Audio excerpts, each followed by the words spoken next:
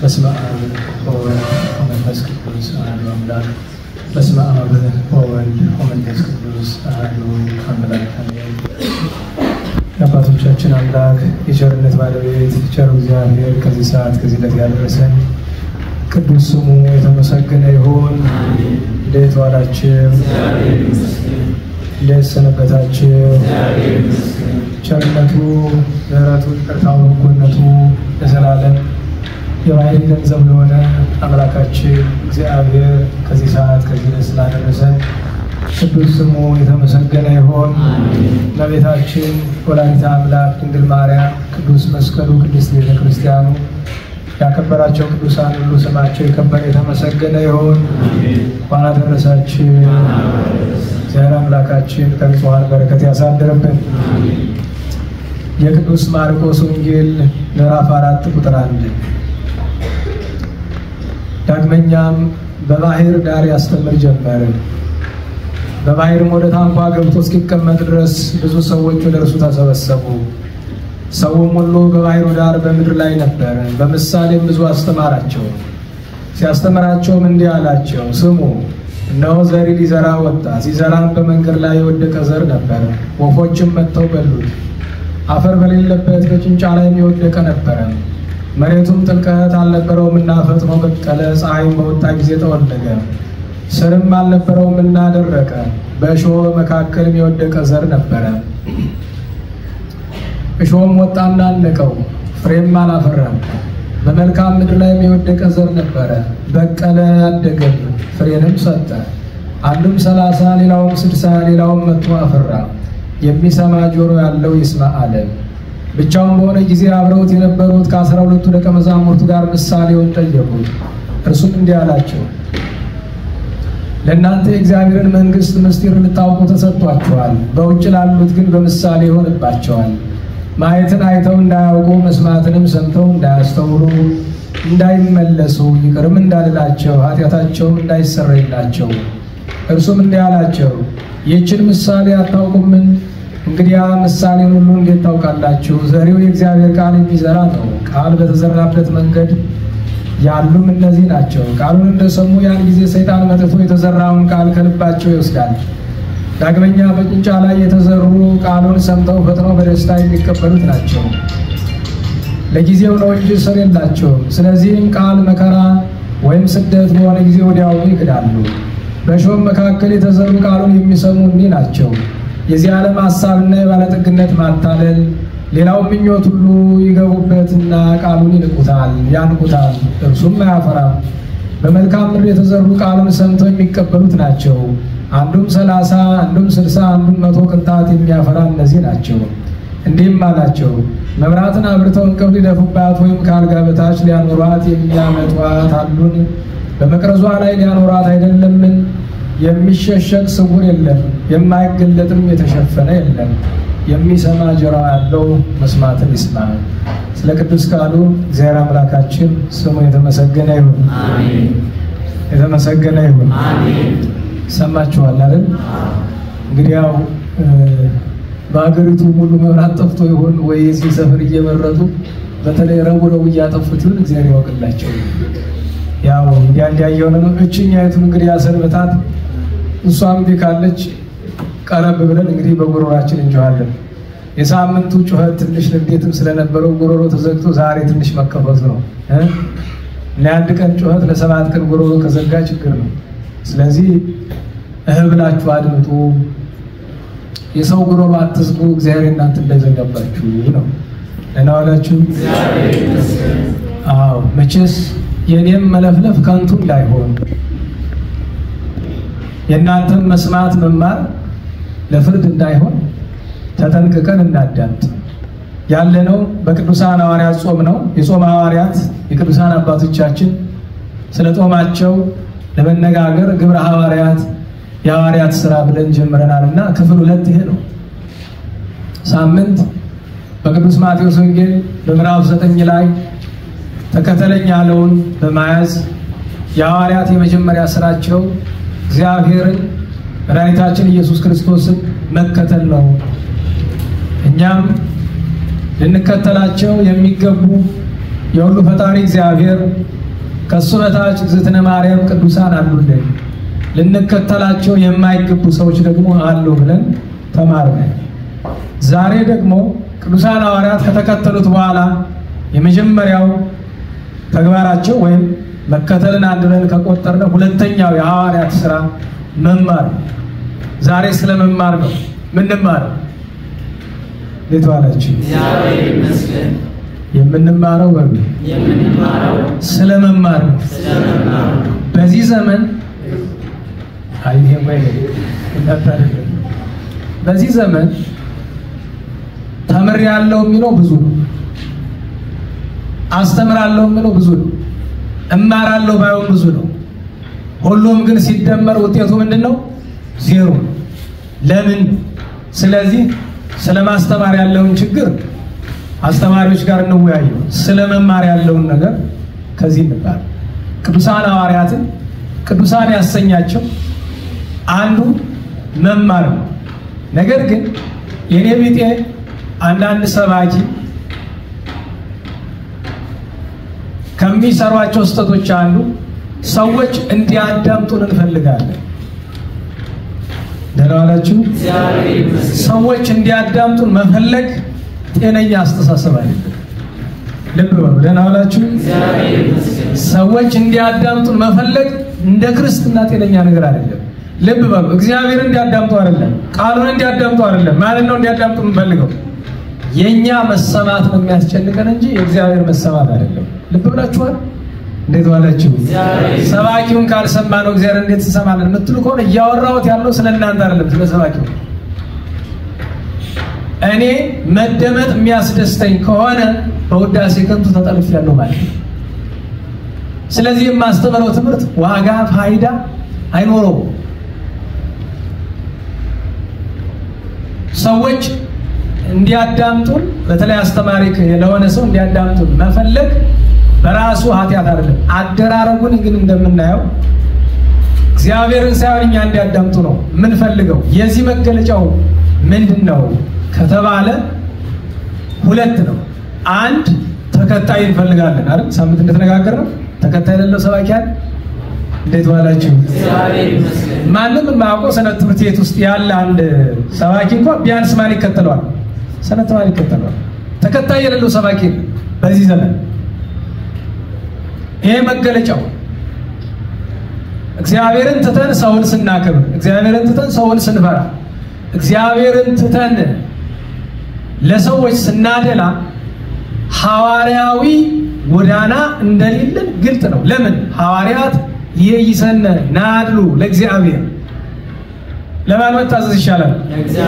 ለማን ማድላት ይሻላል? የምናድለው ለሰው ከማዳላት ለሰው ከመታዘዝ ሰውን ደስ ይበለው ከማለት እንደዛ ነው።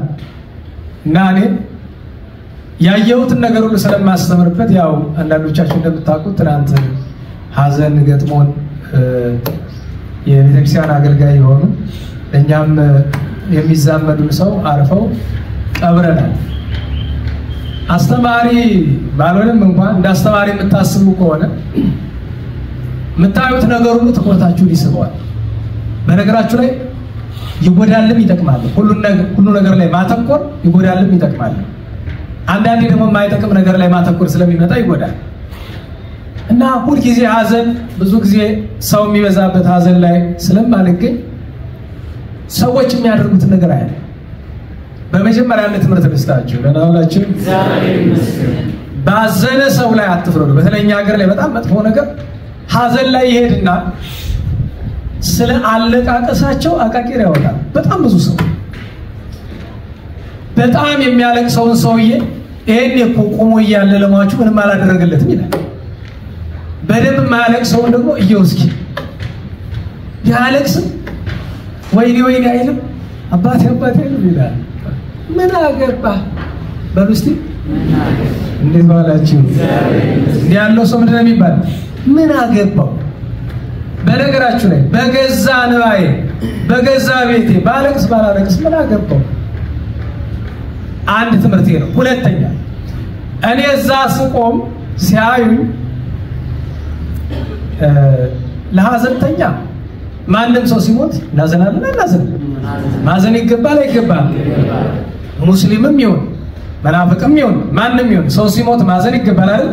የበለጠው ወመድፋደ ስለሰባ ሃይማኖት ነው የሚለው ደግሞ የበለጠ ደግሞ ክርስቲያን ሲያርፍ ያሳዝናል። ከዚያ ደግሞ እየቀረበ ሲል ሀዘኑ ሊጨምር ይችላል። ነገር ግን ከማልወዳቸው ነገሮች አንገት መያዝና አንገት መያዝ አልወድም። የማልወድበት ምክንያት አንገት መያዝ መጥፎ ስለሆነ አይደለም፣ ሃይማኖታዊ ትውፊት ያለው ነው። አንገት መያዝ መንፈሳዊ ትውፊት ያለው ነው። አደራረጉ ግን ትንሽ መስመር የሳተ ነው። እንዴት ዋላችሁ?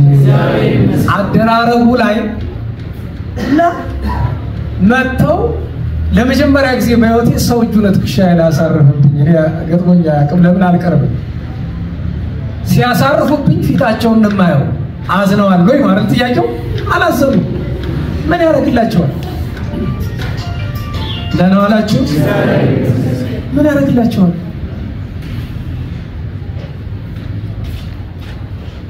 ይኸውላችሁ ሀዘን ላይ የምንሄደው ዋናው ምክንያት ያዘኑትን ለማጽናናት ነው አይደል? ያዘኑትን ለማጽናናት አንገት መያዝ፣ አንገት ተያይዞ ማልቀስ የተጀመረበትን ጊዜ ከአባታችን ከኖህ ጊዜ ጀምሮ ወደ ኢትዮጵያ የመጣበት የራሱ ታሪክ አለው። አንገት ለአንገት ተያይዞ ማልቀስ ያለ ነው። በእስራኤል ታሪክ በተለይ የነበረ ነገር። አንገት ለአንገት ተያይዞ ሀዘንን ለቅሶ ለመወጣት ነው እንጂ መጥቼ ነበረ። ልክ በዚህ በቀልድ ድሮ አንዳንዱ ቀልድ ትምህርት አለው። ድሮ ልጆች እያለን የተሰራ እንደ ቀልድ ነገር ነው ነገሩ፣ ግን ከቀልድ ውስጥ ቁም ነገር አገኘሁበት። እና ሰውየው ሩጫ ተወዳደር ተብሎ ገብቶ እሱ ሩጫውን ጨርሶ ሲመለስ ውድድሩ አልቆ ስቴዲየሙ ተዘግቶ መሽቷል የለም። እና ሄዶ አንኳኩቶ ዘበኛውን መጥቶ ነበረ በላቸው ትንሽ ክፍያ ካለ እንዳይረሱኝ። ሰዎች ሀዘን ላይ የምንሄደው ቀሩ ላለመባል። እንዴት ዋላችሁ? እግዚአብሔር ይመስገን። ኧረ በሞቴ እግዚአብሔር ይመስገን በሉ። እግዚአብሔር ይመስገን በደንብ በሉ ባካችሁ። እግዚአብሔር ይመስገን። አዎ ይሄ በባዶ ጉሮሮ እንዴት እንደሚባል ላሳያችሁ። እግዚአብሔር ይመስገን አይሰማም? እስቲ በሞቴ አንድ ሰው ለብቻ ከኋላ እግዚአብሔር ይመስገን እስኪ እኔ ይሰማኝ እንደሆነ። እኔ እኮ ጉሮሮዬ እንደምታየው ተዘግቷል። ዛሬ ነው ትንሽ ከመጣ ያለ። እግዚአብሔር ይመስገን። እግዚአብሔር ይመስገን። ሰላይ ሰናት እግዚአብሔር ይመስገን ቢል ሰው አይወድም። ስለዚህ ነገር አንድ ሰው እዚህ ያሉ መምህራን ለትምህርቱ ደቀ መዛሙርት ይባላሉ። እዚያ ነበሩ። አጋጣሚና ጨዋታ ጀመርን። በጨዋታው መካከል አንድ ቁም ነገር አነሳ። በኢትዮጵያ ኦርቶዶክስ ተዋሕዶ ቤተክርስቲያን እስካሁን ሃይማኖታችን ያልጠፋ በጳጳሳት በመምህራን ጥረት አይደለም፣ ህዝቡ ስለማይወድቅ ብቻ ነው። ደህና ዋላችሁ? በካህናት ጥረት አይደለም። ገጠር ውስጥ ስብከት አለ ይሰበካል፣ ግን ገጠር ውስጥ መናፍቅ ይገኛል አይገኝም። ለምን? እውነተኞቹ አባቶቻችን በአፄ ዘርዓ ያዕቆብ ዘመን ጻድቁ ንጉሥ አፄ ዘርዓ ያዕቆብ ምን አደረጉ? ነገ የሚደረገውን ነገር ሲያውቁ የሃይማኖቱን ስርዓት ወስደው ከምኑ አስገቡት? ከህዝቡ ባህል ላይ። ባህል ከሆነ ደግሞ ህዝቡ እንቅም ታርቁት አይነቀው። ነገር ግን በኋላ ዘመን ጸላይ ሰናያት ደግሞ ተራቀቀና በህዝቡ ላይ መንገድ እያሳተ ያኑ እንዳለ ሆኖ ግን አጓጉል እያደረገው። ለምሳሌ መንገድ ላይ ስትሄዱ አንዳንድ ድንጋይ የተቆለለባቸው ቦታዎች ታውቃላችሁ? የገጠር መንገድ የገዳም መንገድ ባላገሩ እየሄደ ቁጭ የሚልባቸው እሱ ምን ይባላል? ምዕራፈ ቅዱሳን ይባላል። ቅዱሳን ሲሄዱ በመንገድ ጸሎት ያደርጉና ከኋላቸው የሚመጣው መነኩሴ ቦታዋን እንዳይረሳተው የድንጋይ ምልክት ያደርጉለታል። ያን የገጠሩ ሰው ወይም ደግሞ መደበኛው ምዕመን ሲያዩ እሱም ድንጋይ እየጨመረበት ይቆለላል። በጊዜ ሂደት በየገጠሩ ትሄዱ እነዛ ምንድናቸው? ጥቁር ዶሮ የሚታረድባቸው ምናምን ማምለኪያ ሆኗል። ጣዖት ማምለኪያ። ልብ በሉ። ደህና ዋላችሁ? ምዕራፈ ቅዱሳን የነበሩትን ዛሬ ምንም ሳይቀየር ግን ምዕራፍ አጋንንት አድርገውታል አንዳንድ ሰዎች። ይህ አንገት መያዝ መንፈሳዊ ትውፊት ነው። ዛሬ ግን ማስመሰያ ሆኗል። ሰዎች ሳያዝኑ ያዘኑ የሚመስሉበት። ደግሞ እኮ አድራጊው ወዶ አይደለም እኮ ዝም ብሎ ሄዶ ቢቆም በሌላ ቀን አየኸው አይደለም አንገቴን እኮ ሳይዘኝ ቀረ እኔ ያላዘንኩ መስሎት ነው ብሎ ስሙን በክፉ ያነሳዋል። ይሄንን ሁሉ ለምን ትላለህ ብትሉኝ በኢትዮጵያ ኦርቶዶክስ ተዋሕዶ ቤተክርስቲያን ውስጥ ከፍተኛ የሆነ የትምህርት እጥረት አለ። እንዴት ዋላችሁ? ከፍተኛ የምን ጥረት አለ? ልብ በሉ። የምን ጥረት? እንደዚህ ዘመን ቃል እግዚአብሔር ተነግሮ ያውቃል? እንደዚህ ዘመን ህዝቡ ደንቆሮ ያውቃል?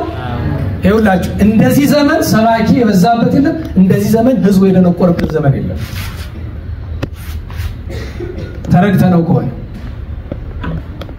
ስለዚህ ስለመማር ከሆነ ምን እንነጋገር? የሐዋርያት ሥራ ብለናል። የመጀመሪያው የሐዋርያት ሥራቸው ምንድነው አለ? እግዚአብሔርን መከተል። ሁለተኛው ምን ማለት ነው? የተማሩ ከማን ነው? እግዚአብሔር ኢየሱስ ክርስቶስ ከጌታችን ተምሯል። እኛስ መማር ያለብን ከማን ነው? ከራሱ ከባለቤቱ። የሚያስተምር ማን ነው? እግዚአብሔር። እንዴት ዋላችሁ? እግዚአብሔር ይመስገን። ጡር ማስተማር ይችላል? ንገሩኝ። እግዚአብሔር ሳያድርበት መንፈስ ቅዱስ መሳሪያ ሳያደርገው ፍጡር መንፈሳዊ ነገር መናገር አይችልም። ስለዚህ ዛሬ መንፈሳዊ ነገር እንዴት ነው መናገር የሚቻለው? መንፈሳዊ ነገር እንዴት ነው ማዳመጥ የሚቻለው የሚለው ነው ጉዳያችን።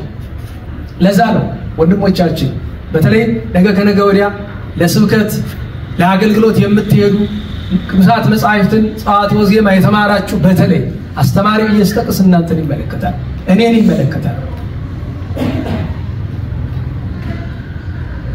አንዳንዴ ግራ ነው የሚገባኝ። ትናንት ሰባኪ አልነበረም በሚባልበት ዘመን እንግዲህ ልብ በሉ አንድ ዳታ የዛሬ 10 ዓመት ተሰራ። በ2004 እና በ2005 የተሰራ ዳታ ነው።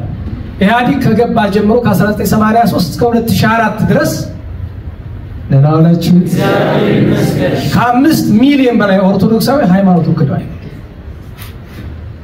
በነዛ 20 ዓመታት ደግሞ በሺህ የሚቆጠሩ ሰባኪያን ከጉባኤ ቤትም ከኮሌጅም ከምንም ተመርቀው ወጥተዋል። ዛሬ በፌስቡክ በዩቲዩብ በቲክቶክ በሌላው የሰባኪውን ብዛት ስታዩት በቃ ልክ በበረሃ እንዳለ ጉንዳን ሆኗል ዛሬ ሰባኪ። ዛሬ አካሄዳቸው ደስ አያሰኘኝም እንጂ መንፈሳዊ ኮሌጅ የሚባለው ስፍራ ላይ ሰባኪ ተብለው የሚመረቁ ሰዎችን ሲመርቁ አንደኛው መምህር ምን አሉ? አደራ ብትችሉ ያገኛችሁትን ህዝብ ኦርቶዶክሳዊውን በእምነቱ አጽኑት፣ ባይሆን ግን አደራ እንዳታስክዱት።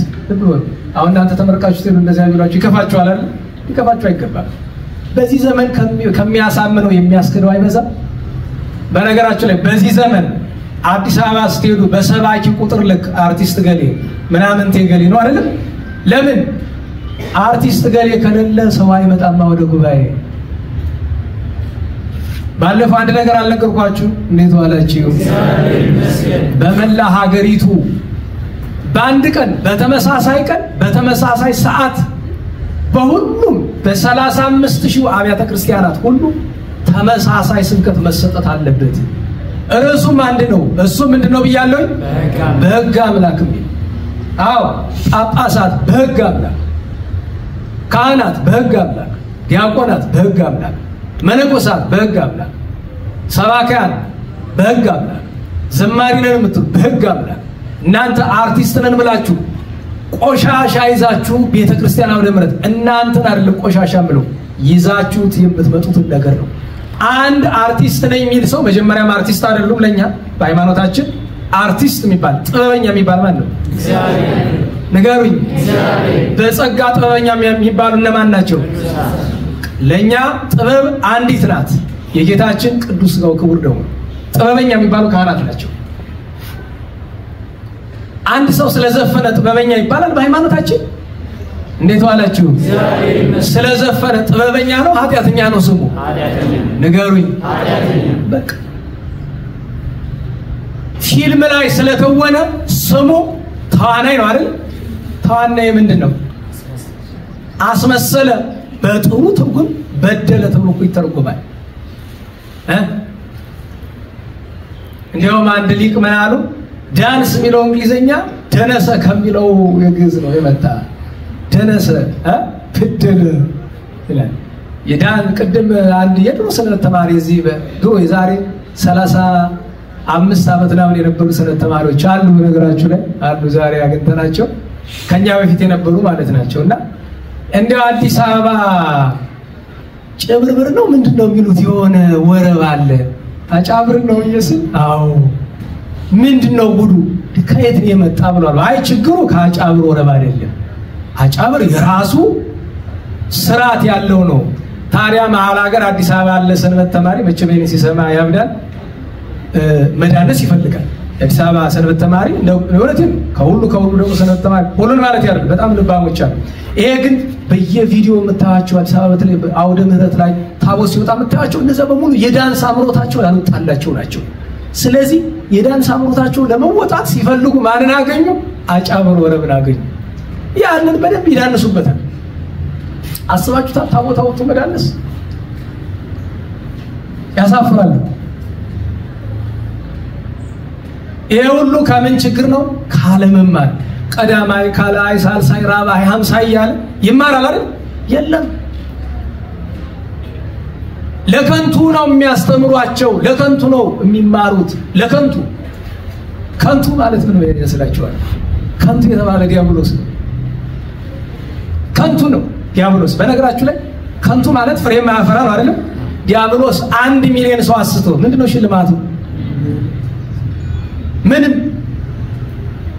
አይ ሽልማትም አለው ካልከኝ ደግሞ ገሃነመ እሳት ሲኦልን እኮ ኃጣንን ብቻ አይደለም የሚያስገባባቸው ማንም ይገባበታል የሱ መኖሪያው እኮ ነው መጣወሻው እኮ ነው ምቾት ያለው ይመስላል እሱ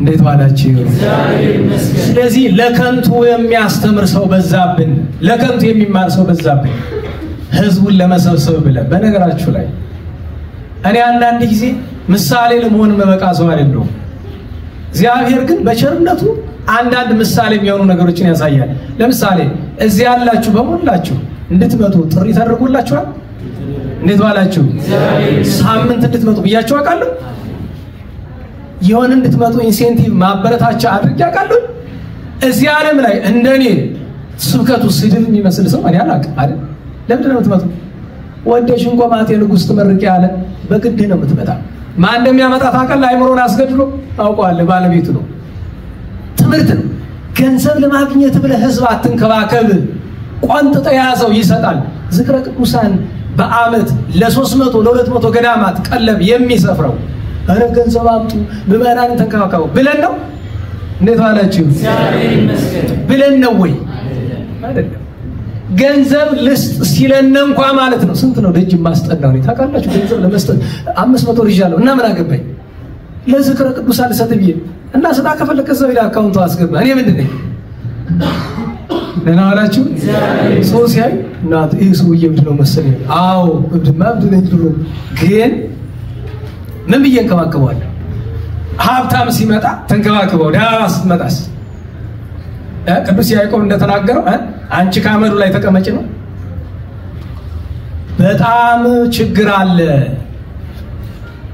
ስብከት እየተሰበከ አይደለም ታዲያ ስብከት ምንድነው ታዲያ ማስተማር እንዴት ያለ ነው ተለኝ እንደሆነ ምን ጥያቄ አለው ጌታችንና ሐዋርያትን ተመልከታቸው ትምህርትህ የጌታችን ትምህርትህ የቅዱሳን ሐዋርያትን ካልመሰለ ያስተማር አይደለም የሐዋርያት ሥራ ማለት ተምረዋል ልክ እንደ ተማሩት አድርጎ አስተምረዋል መልካም አንዲት ደጋግም የምጠቅሳት ምሳሌ ልጥቀስላችሁ ሊቀ ሊቃውንት አለቃ አያሌው ታምሩ በኢትዮጵያ ኦርቶዶክስ ተዋሕዶ ቤተክርስቲያን ከሳቸው በኋላ እሳቸውን የሚተካ ሰባኪ አልተገኘም አሁን አለቃ አያሌው ታምሩ ሲባል እነዚህ ሀገሪቱን ለማጥፋት ንጉስ እናነግሳለን ምናምን የሚሉት ሰዎች መጠቀም ያርጋዋቸዋል አይደል እንዴት ዋላችሁ ልክ መናፍቃን ዮሐንስ አፈወርቅን እየተቀሱ እንደሚሰብኩ ታውቃላችሁ ዮሐንስ አፈወርቅን እየተቀሱ ለምን ይመስላችኋል ደናውን መርጠው ወደ ራሳቸው ማስጠጋታቸው እኮ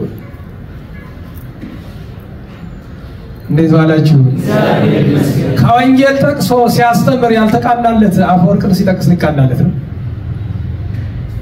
እነዚህኞቹ ደግሞ የልክ እነሱ አስመሰሉ እንደው አለቃ አያሌው ታምሩ ተነስቶ የሚመለከቷቸው መጀመሪያ እንደው የሚያስገርፋቸው እነዚህ ነበር ታዲያ አለቃ አያሌው ታምሩን የመሰለ ሰባኪ አልነበረም ያ ማለት አያጠፉም ማለት አይደለም። ሰው ናቸው አይደል?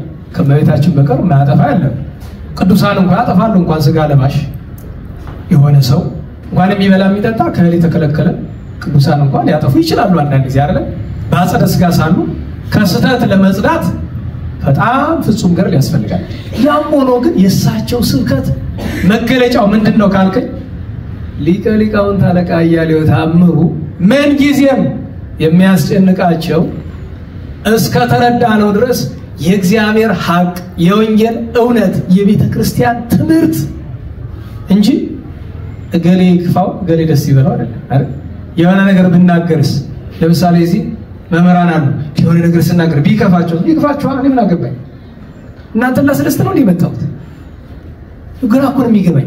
ያ ማለት ስራዬ ብለን ሰው እናስቀይም አይደለም። ነገር ግን እንድናስቀይማችሁ የሚያደርግ ድርጊት ከሰራችሁስ በቃ ለዛ ነው ጳጳስ አይሉ ንጉሥ አይሉ ካጠፋ ሄደው ይናገሩታል፣ በአደባባይ ይዘልፉታል። የቤተ ክርስቲያን መድረክ ቢከለክሏቸው በግል ጋዜጦች እስከ ማስተማር ለደረሱ አጣውቁም ያለዋላችሁ እግዚአብሔር ይመስገን። እውነተኛ ሰውን የሚፈልገው የለምና ከስራቸው አባረሯቸው፣ ደሞዛቸው ቀሟቸው። ከሱ ሁሉ በላይ የቤተ ክርስቲያን አውደ ምሕረት ላይ እንዳያስተምሩ ከለከሏቸው። እነማን? ዘመነኞቹ፣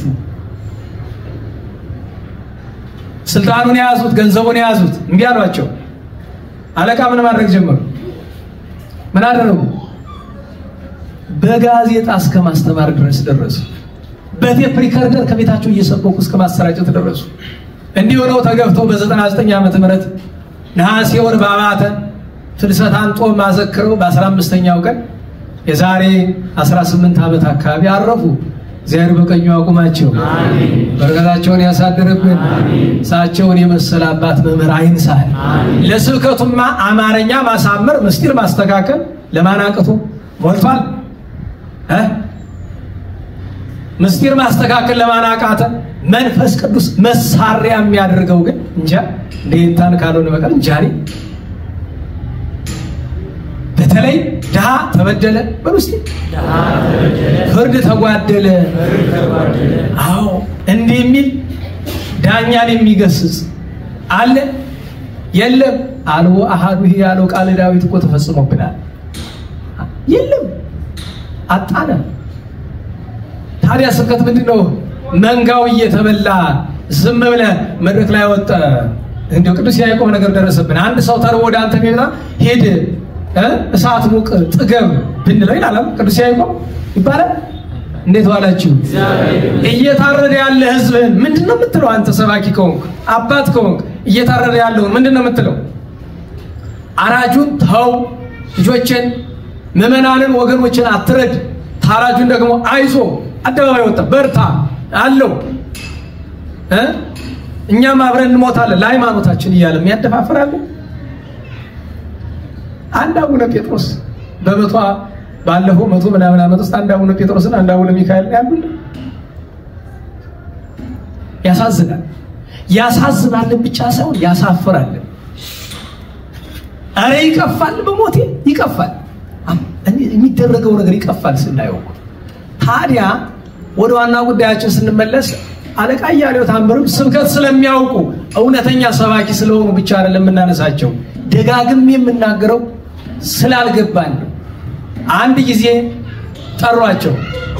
ይሄ ተተኪ መምህራን ይባላል፣ ተተኪ አስተማሪ ይባላል፣ ኮርስ ስጧቸው ይባላል። እና ኮርስ ሊሰጡ ተጠርተው ሄደው ምንድነው የምትፈልጉ አሉ። የስብከት ዘዴ ያስተምሩና አሏቸው። መልሳቸው ምን ነበረ? አጭር ጠፈፍ ያለች ናት። ምንድነው መልሱ? አብራችሁ ይበሉ። ስብከት በሉ እስቲ። ዘዴ የለውም። ምክንያቱም ዘዴ ያለው ምድራዊ ነገር ነው። በነገራችሁ ላይ ንስሐ ዘዴ ያለው በዘዴ ነው ወይ? እንዴት ያለ ነገር ነው? ቁርባን በዘዴ ነው? መንግስተ ሰማያት በዘዴ ነው እንደምትወረሰው? አንድ ሰባ ምናሉ በኋላ ስብከት ዘዴ የለውም ካሉ በኋላ የሚሰብክ የሚያሰብክ መንፈስ ቅዱስ ነው። መንፈስ ቅዱስ አድሮብህ ያስተምራል፣ አለ ያርፋ ትቀመጣለህ። ስለዚህ አንድ ሰው ሰባኪ ሲሆን ሊያስጨንቀው የሚገባው ነገር መንፈስ ቅዱስ ከኔ ጋር ነው ወይስ አይደለም ነው። መንፈስ ቅዱስ ከሱ ጋር ለሆኑ መገለጫ ደግሞ መንፈስ ቅዱስ ያደረባቸው ቅዱሳን ሐዋርያትና ቅዱሳን ሊቃውንት የኖሩትን ኑሮ መመልከት ነው።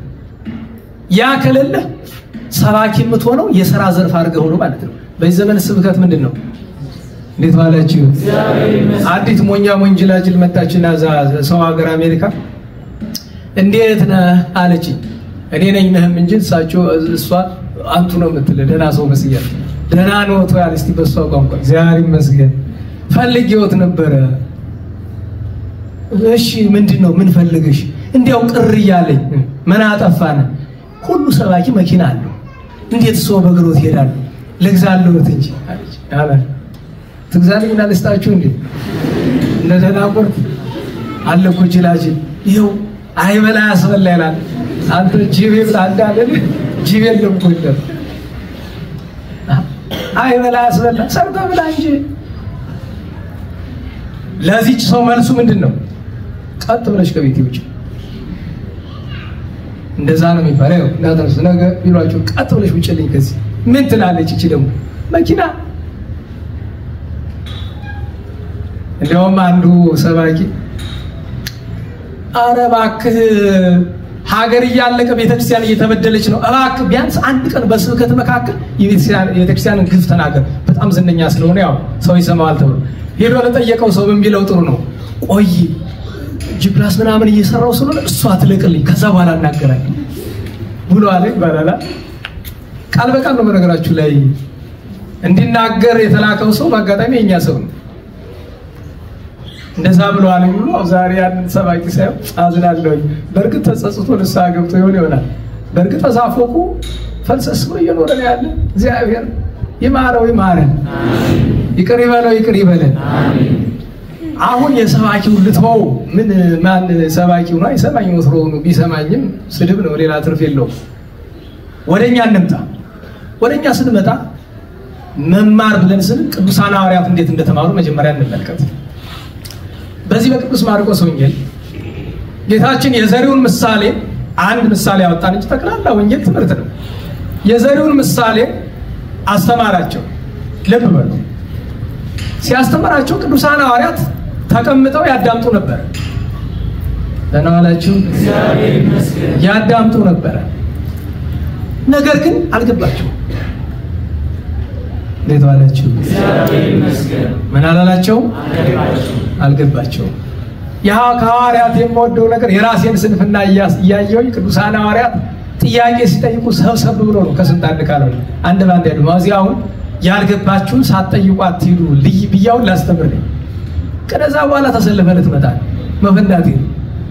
ያ እንዳይሆን ልክ እዚህ ላይ አርማጭሆ ሂጅ ስናቸውን ሰምቻለሁ። አስኳላ ትምህርት ነው አስተምሬ ስጨርስ ያልገባው ብዬ 60 ተማሪ ነው ያለ። ስንቱ ነው እጁንም ያወጣ? 60 በሙሉ እንደ ሹክ ቀጠሉ። የተንኮል ነው አውቀዋለሁ። የተንኮል ነው ሳይገባቸው ቀርቶ አይደል? የተንኮል ነው። ለምን አስተማሪ መጀመሪያ ሲመጣ እውነተኛ አስተማሪ ነው ብሎ ለማለት ይፈትኑታል።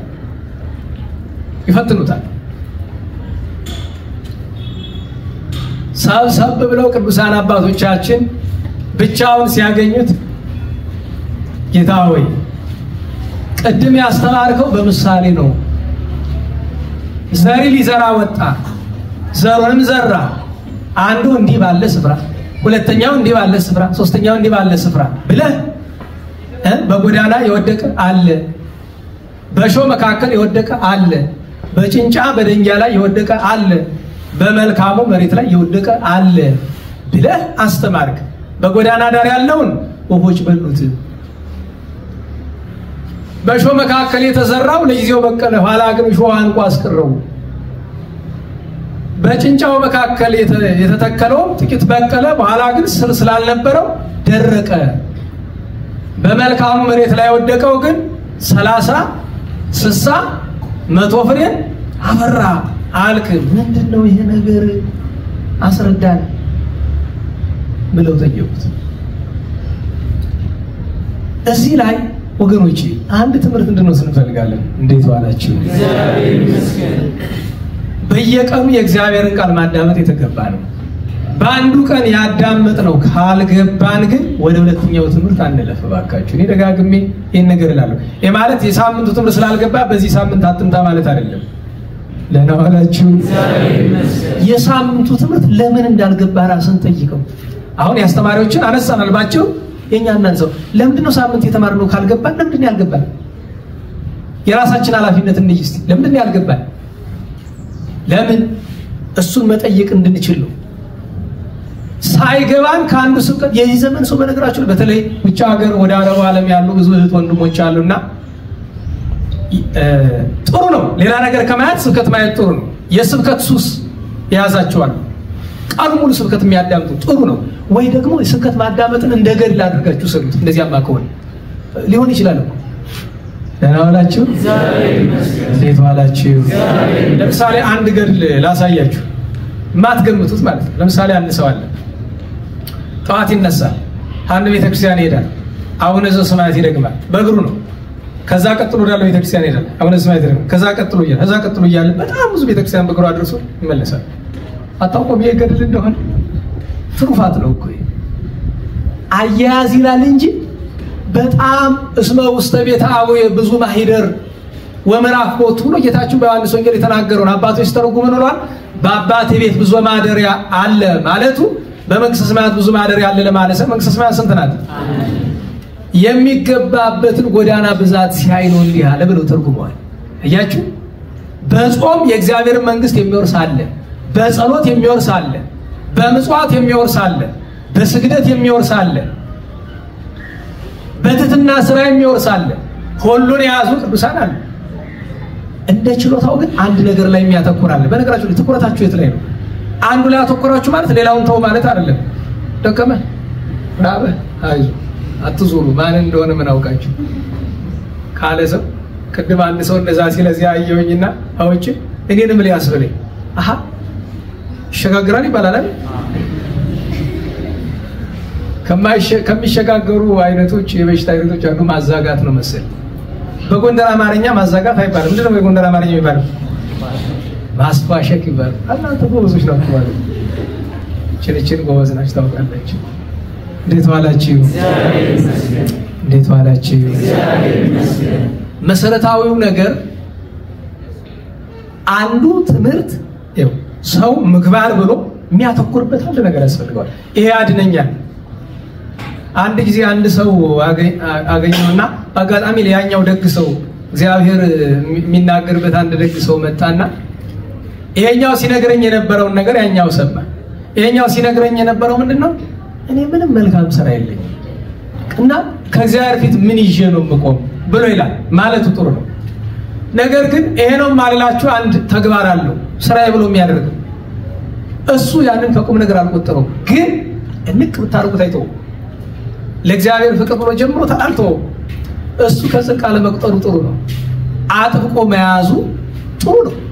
ሁለቱም ይጠቅማል። ግን ተስፋ አትቁረጥ። ዝም ብለህ የጀመርከውን ስራ ቀጥል ይባል። ታስታውሳላችሁ እዚህ በፊት የነገርኳችሁ በ27 ድሮ ልጅ እያለሁ ማውቀው ሰውዬ በ27 ሌሊት 10 ሰዓት ተነስቶ ትልቅ ድንጋይ ተሸክሞ ከቤቱ አጥር መጥቶ እዚህ መንበረ መንግስት አስቀምጦት ተሳልሞ ቤቱን የሚሄድ ሰው አይመታደል። አስቡት። ሌላ ምንም ነገር የለውም። በቃችን ያደርጋል። ግን ወር በገባ በ27 ከቤቱ ለሁለት ስራ ነው። አንደኛ በ27 መድኃኒታችን ቀራንዮን የወጣ ምን ተሸክሞ ነው? አረ ንገሩኝ። ያችን ለማዘከር ለመሳተር ደንጃ ተሸክሞ ይመጣል። ሁለተኛ አምሃ ነው፣ ስጦታ ነው። ያው ህንፃ ሲሰራ ለምን ለአንዳንዱ ያገለግላል። እዚህ አመጡ ካምን የነበረ ድሮ ይሄ ዙሪያው አካባቢ ላይ ብቻ አድርጎት ይሄዳል አለ ብዙ ጎዳና። ነገር ግን ድሮ አታስታውሱ? እግዝእትነ ማርያም ቅዱሳን የሚያውቁላችሁ ቸሩ መድኃኒዓለም የሚያውቁላችሁ አንድም ሰው የማያውቀው አንድ ሙያ ያስፈልጋችሁ ከእግዚአብሔር ዘንድ ዋጋ የሚያስል ለየት ያለ ሲባል ግን ለየት ማለት አይደለም፣ ብቻ አንድ ሙያ ያስፈልጋል። ወደ ዋናው ጉዳያችን እንምጣና ስብከትን እንደ ገድል መያዝ ይቻላል ላልኩት ነው ያነሳሁት። ስብከት ማዳመጥን እኔ መስበክም እኮ ገድል ይሆናል። በነገራችሁ ላይ ለምሳሌ ደዌ ላለበት አሁን አንድ አሉ የዝክረ ቅዱሳን ውስጥ ያሉ መምህር አሉ አይደል? ታውቋቸዋላችሁ። የሚሰበስቧችሁ እዚያ በንስሐ ግሩፕ ማለት ነው። ስብከት ሰብከው ሄዱ ታመው ነው የሚያድሩ ለአንዲት ስብከት ማለት ነው። ጨጓራው አሁን ለሳቸው ሌላ ምንም ሙያ ያስፈልጋቸው ምን ማድረግ ነው? አሁን እሳቸው መስበክ ነው በቃ ገድል ነው ራሱ መስበኩ ማለት ነው። ለምን ታማለች?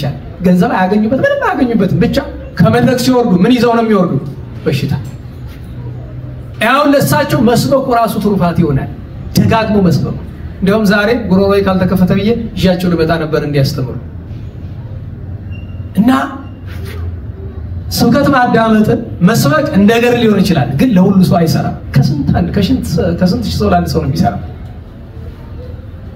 ለምሳሌ ስብከት እያዳመጡ የሚያለቅሱ ሰዎች አካል ዝም ብሎ ማልቀስ፣ ስብከትን እያዳመጡ እንባቸው ስለ ሁለት ነገር ነው።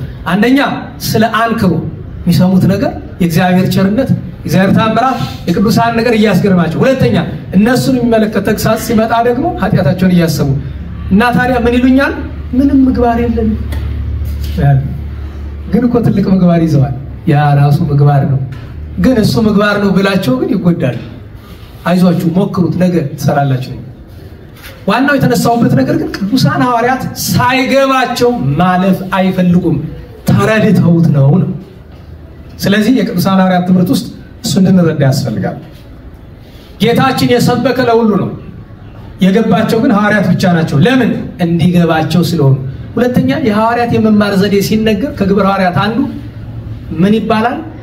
ሌሎቹን በሙሉ ምሴት ይከለክላቸው ነበረ፣ ማለትም ምሽት ይከለክላቸው ነበረ። ሐዋርያት አርድእት ቅዱሳት አንስት ግን ጌታችን ሲያስተምር ከዋለበት ምን ይላሉ? ይውላሉ። በሉ በደንብ በል።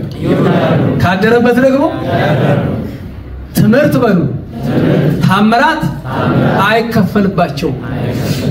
በቃ ነገር ግን እኛ ቅዱሳን ሐዋርያት የተማሩትን ያክል መማር አይጠበቅብንም። ገብታችኋል? የትምህርት ብዛት በዚህ ዘመን ደግሞ ትልቅ ጉዳት አመጥቶብናል። ለምን? የማይኖር ትምህርት ስለሆነ። እንዲያውም ምን ብዬ ከነቀፍኳቸው ነገሮች አንዱ መካከል እንዲያውም አንድ ሰው ምን ብሎ ጠይቀኝ፣ እዛ የጥያቄ ግሩፕ ላይ ሴት ልጅ አታስተምር እያልክ ሁልጊዜ ትናገራለህ። ሴት ልጅ መድረክ መውጣት አትችልም፣ ማስተማር አትችልም፣ ወንበር መዘርጋት አትችልም። ለዚህ ሲባል ደግሞ ሴት ልጅ ለምን ቅኔ እንደምትማር አይገባኝም ብዬ ደጋግሜ ተናግሬያለሁ። ግራ ነው የሚገባኝ። በነገራችሁ ላይ ጠንቀቅ ብሎ ወደፊቱ በተለይ ለአስተማሪነት የምትወጡ እዚህ ቁጭ አድርጋቸው የምታስተምሯቸው ሴቶች አንዳንዱ ቅኔውን ጠፈፍ አድርጎ የተማረ ይሆንና የመጡት ለመማር አይደለም። ለምን? ዓለሙያቸው ስለሆነ የተማሩት የሚመጡት ለአንድ ነገር ነው፣ ለመንቀፍ ብቻ ነው። ከእናንተ ስተት ፍለጋል። ገብታችኋል? እኔ ለነቀፌታው አይደለም። አንድ ቀን የዛሬ 5 ዓመት እንደዛ አካባቢ እያስተማርኩኝ የቅዳሴን ነገር ኩሉ ዘያፈቅሮ የሚለው ልብ አላልኩትም። ኩሉ ዘያፈቅሮ ለካ ብያለሁ፣ እኔ አላስታውስም ማለት።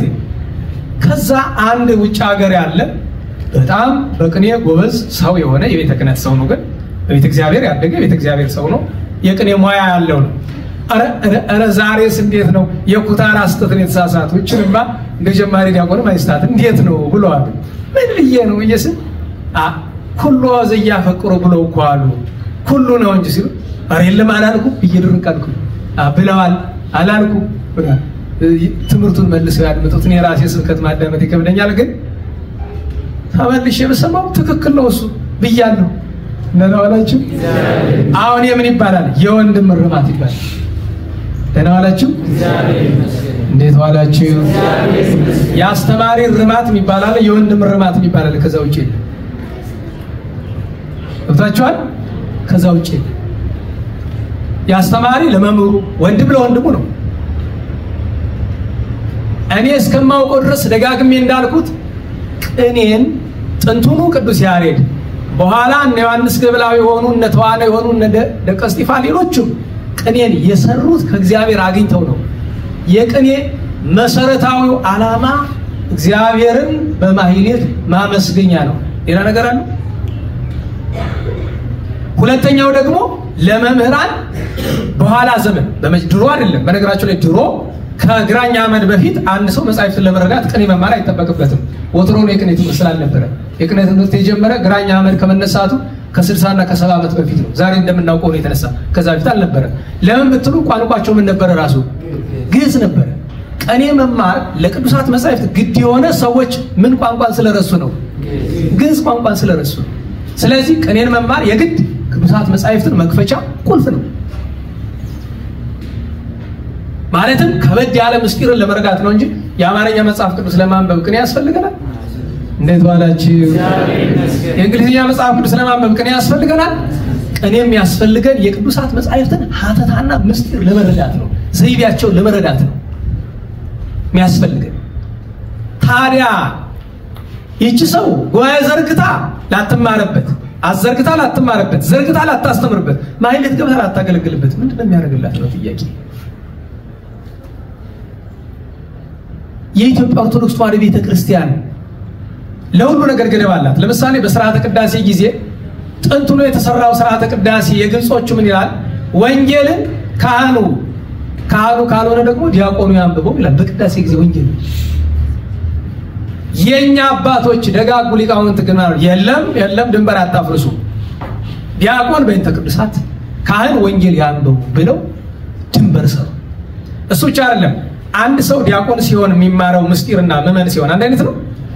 እንዴት ዋላችሁ? ዲያቆን የሚያውቀውን ምስጢር ምዕመኑ ማወቅ አለበት? ነገሩኝ። ይሄ እኮ ነው በሽታው።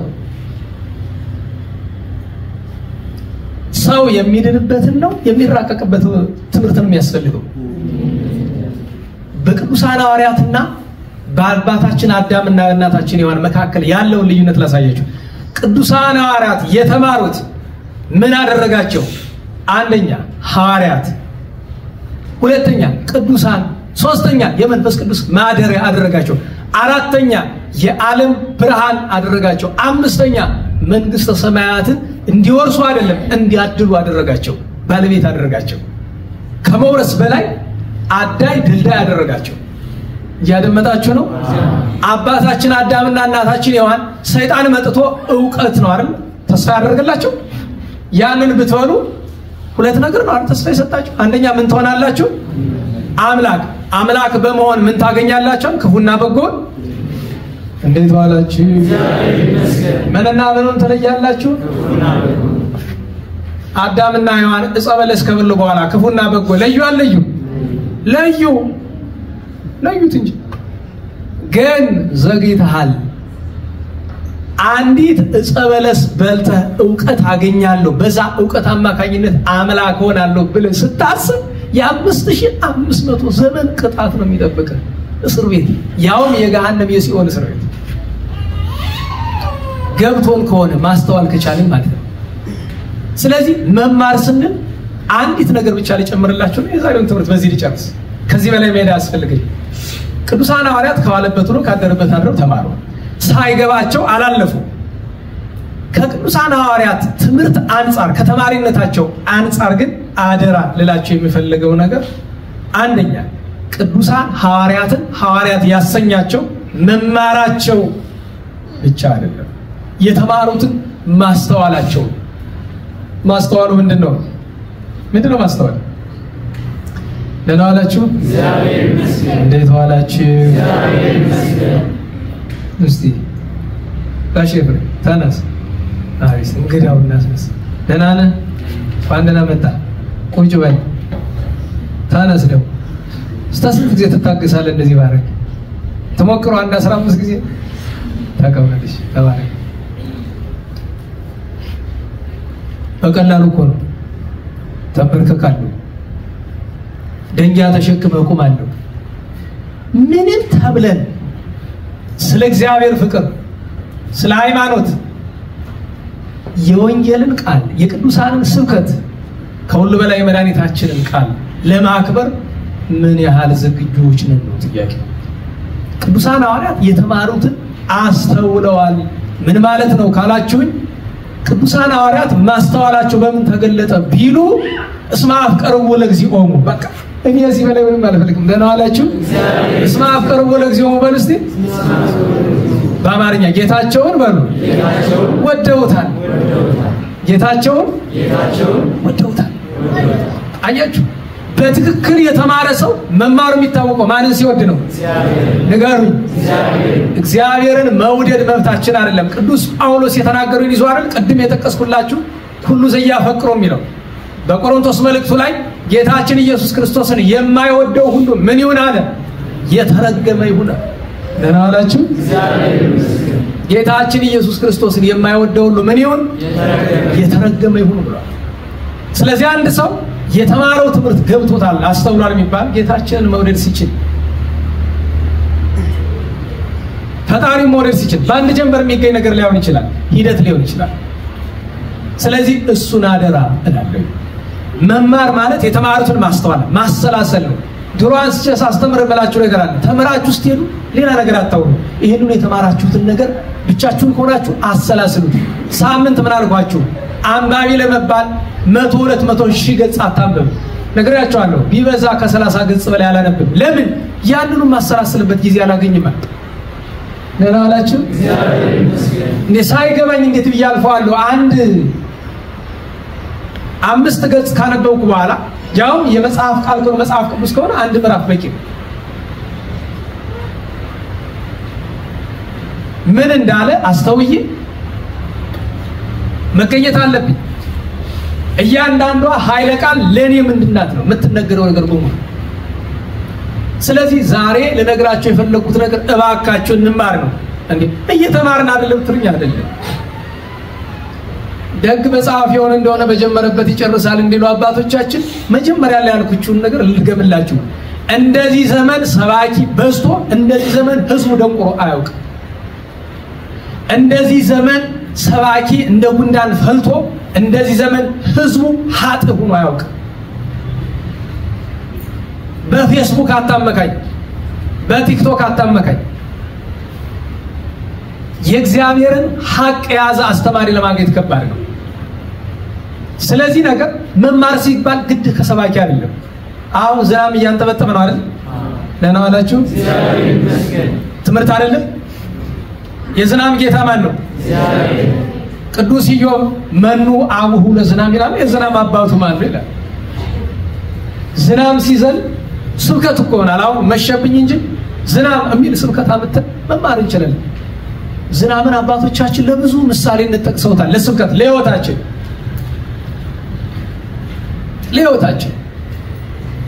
እዛ ቤተ ክርስቲያን ላይ ከመጋቢት ጀምሮ ዝናብ አልፎ አልፎ ይዘንባል አይደል? እና ሳያቸው የተወሰኑ አዳዲስ ወይራዎች መድረቅ ጀምረዋል። እና ግራ ገባኝ። እንዴት ውሃ ሲያገኙ ሊደርቁ ቻሉ? ምንድነው ምስጢሩ ብዬ ለመመልከት ስሞክር በሂደት በራሴ መልከታ ያገኘሁት አንድ ነገር ምንድነው? በራሴ መልከታ ስላችሁ ባይምሮ የመመካት ሳይሆን እንደ ቸርነቱ መጠን ምን ተረዳኝ መሰላችሁ? እንዴት ዋላችሁ? እጽዋት 3 አይነት ናቸው። ደህና ዋላችሁ? እጽዋት 3 አይነት ናቸው። በጣም ትልቅ አሉ፣ መካከለኛ አሉ፣ ትንንሾቹ አሉ አይደል? በጣም ትልልቆቹ አይደርቁም። ለምን? ስራቸው በጣም ወደ ውስጥ ስለሆነ ከታች ያለውን ውሃ ይወስዳሉ። በጣም ትንንሾቹ ስራቸው ከላይ ስለሆነ ትንሽ ውሃ ጠብ ሲልላቸው ይጠቀሙበታል።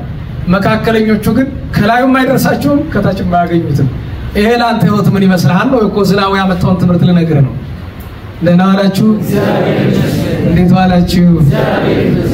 ገብቶሃል ወይ ነው?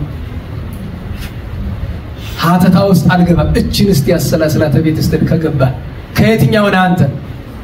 ከአዲሷ ተክል ነህ? ከመካከለኛው ነህ ወይስ ከትልቁ ዛፍ ነህ?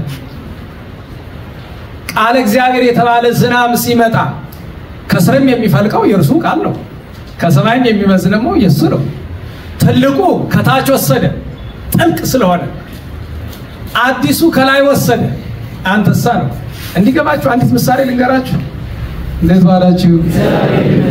አንዲት ምሳሌ ልንገራችሁ። ወይ መልካም። አሁን አዲስ ሰው ሲመጣ ከመንዝራነት ይሁን ከሴተኛ አዳሪነት ይሁን ከሽፍትነት ይሁን ሲመጣ ስታዩት ሲሰበክ ይደነግጣል አይደነግጥም? እንዴት ዋላችሁ? እግዚአብሔርን ይፈራል አይፈራም? አዲሱ ተክል ማለት እሱ ነው። እያንዳንዱ የሚወረወረው ነገር ይቆምጥጠዋል። ይሄ ነው አዲሱ ተክል ማለት። ትልቁ ዛፍ ደግሞ ቅዱሳን ናቸው። ዝናብ ቢመጣ ደስ ይላቸዋል፣ ባይመጣም ግን ከስሩ አላቸው ከዋናው ምንጭ የማይቆረጥ። የስሩ ዘነበ አልዘነበ ይባላል። እንዴት ዋላችሁ? ያ የምታዩት ጥድ 400 ዓመት ሙሉ የቆመ ዝናብ እኮ ስለሚያገኝ አይደለም፣ ከታች አለው የማያቋርጥ። ቅዱሳን እንደዛ ናቸው ትልልቅ አባቶቻችን።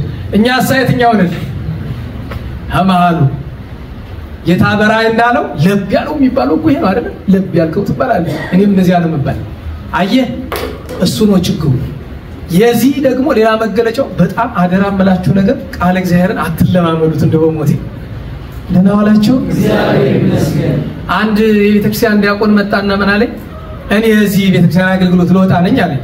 ቅጥር ነው ምን ነው ስለው እየዋልኩ ሳድር ቤተ መቅደሱ ቤቴ እየመሰለኝ ሄደ። በቃ ምንም መጠንቀቅ የለ እግዚአብሔር መፍራት የለ እና ይቅርብኝ ከምቀሰፍ ለምን አገልግሎቱን አልተውም አለኝ።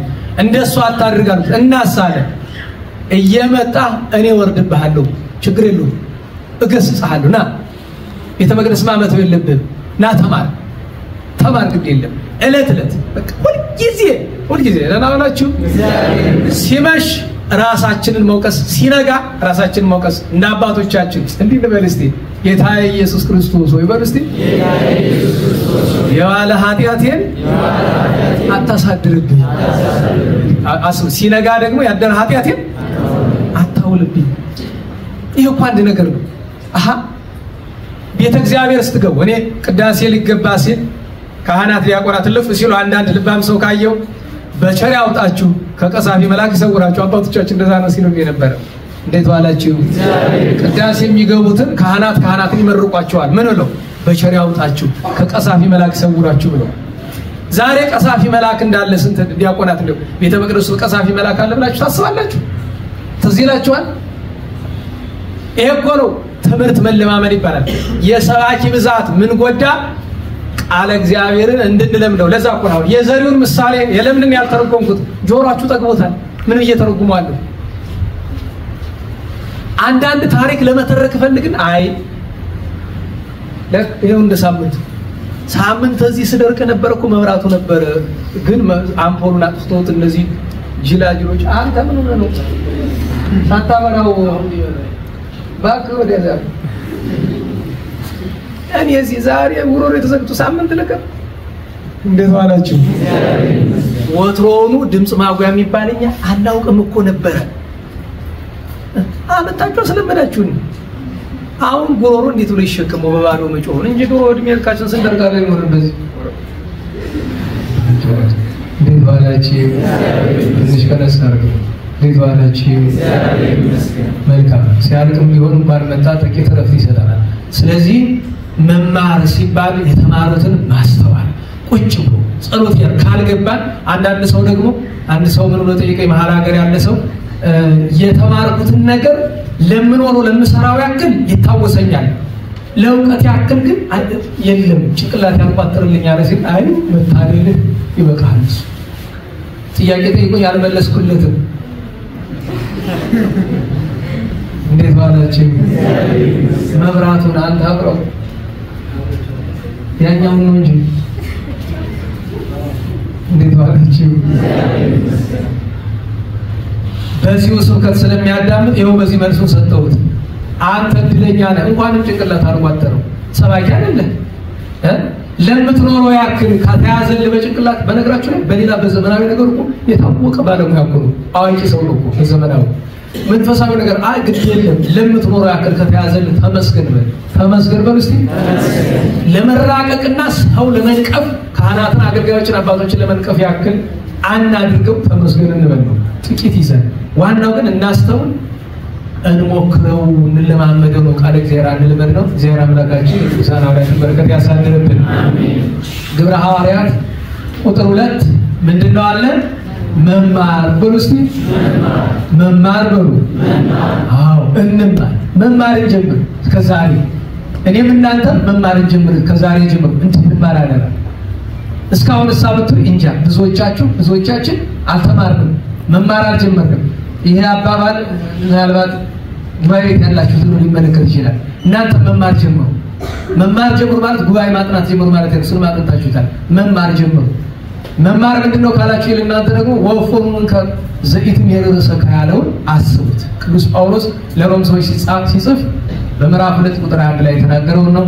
እግዚአብሔር አምላካችን የምንማርበት አይምሮ የምናዳምጥበት ጆሮ ያድለን አሜን። ከመከራው ይሰውረን አሜን። ቤተክርስቲያንን ለሆዳቸው ለዝናቸው ለገንዘባቸው ከወረሯት ሰዎች መድኃኒዓለም አውደ ምሕረቱን ያዝናልን አሜን። ሁላችንም ማን ተጥመውን እሱ በዚህ እዚያ አውደ ምሕረት ላይ ማን አስፈልገው በሙሉ ጠርጎ ከመመን መካከል ያስቀምጣል። እውነት በዚህ ዘመን ለዚች ቤተክርስቲያን እንደ ሰባኪና እንደ መነኩሴ በሽታ ያላት አይመስለኝም። የዚች ቤተክርስቲያን በሽታዎች ሰባኪንን የምንልና መነኩሳትን የሚሉ ሰዎች ናቸው። ገዳማውያንን አይደለም። ሰባኪን ስንል እውነተኛ መምህራን ማለት አይደለም። ይሄ የመድረኩን ቀሳጢ ማለት ነው። እግዚአብሔር አምላክ በቸርነቱ ይማረን። የሐዋርያትን በረከት ያሳድርብን። ጾሞ ለማበርከት ያብቃን። የቅዱሳንን ስም እንጥራና ሰዓት እንዳይሄድብን እንጨርስ።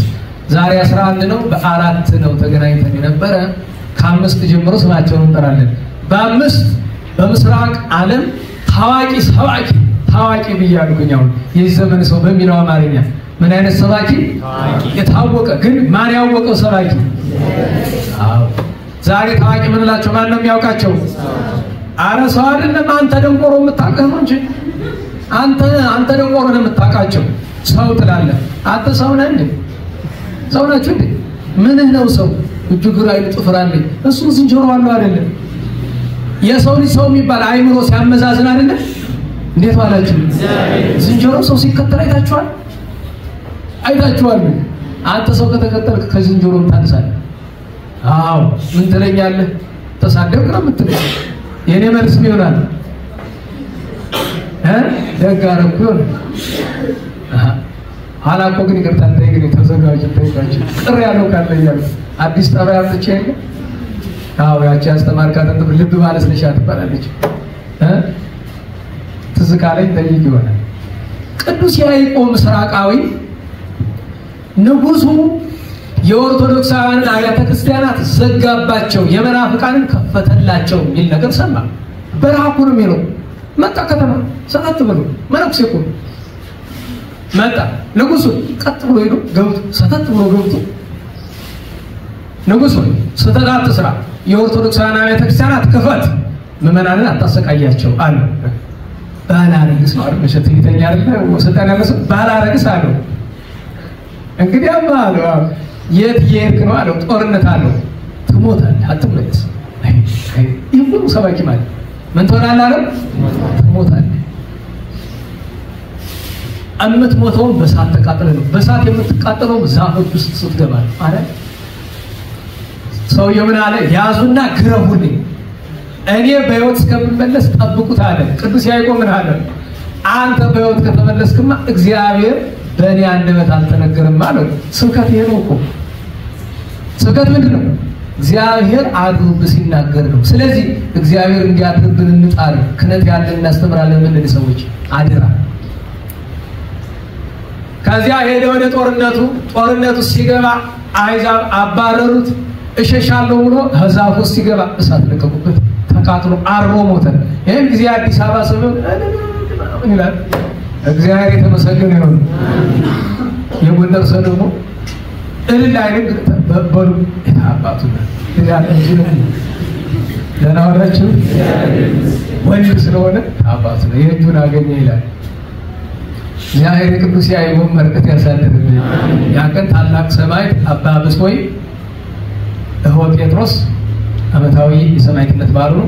ከታላላቅ አበይት ሰማዕታት ብዙ ግፍ መከራ የተቀበለ ብዙ ታምራት ያደረገ ቅዱሳን መላእክት ይራዱት የነበረ ያቀን ክርስቶስ መድኃኒታችን ስለወደደች ሃይማኖቷን ስላልካደች ገርፈው አሰቃይተው አሰደዷት። ይሄን ሁሉ እምቢ ብትላቸው መነኩሴ ስትሆን ልብሷን አውልቀው ዘቅዝቀው የሰቀሏት እናታችን ቅድስት ማርታ ለዚያ እኮ ነው አይደለም ሞዓት በትዕግስት ወያንከረት ቃለ በረከተ ዛቲ ቅድስት ያህሉ ሙስሊም አላልን አባርከ ስሉስ አው ራቁትነትን እንኳን መነኩሴ ስትሆን ስለ ክርስቶስ ፍቅር ሲሰቅሏት ታገሰች።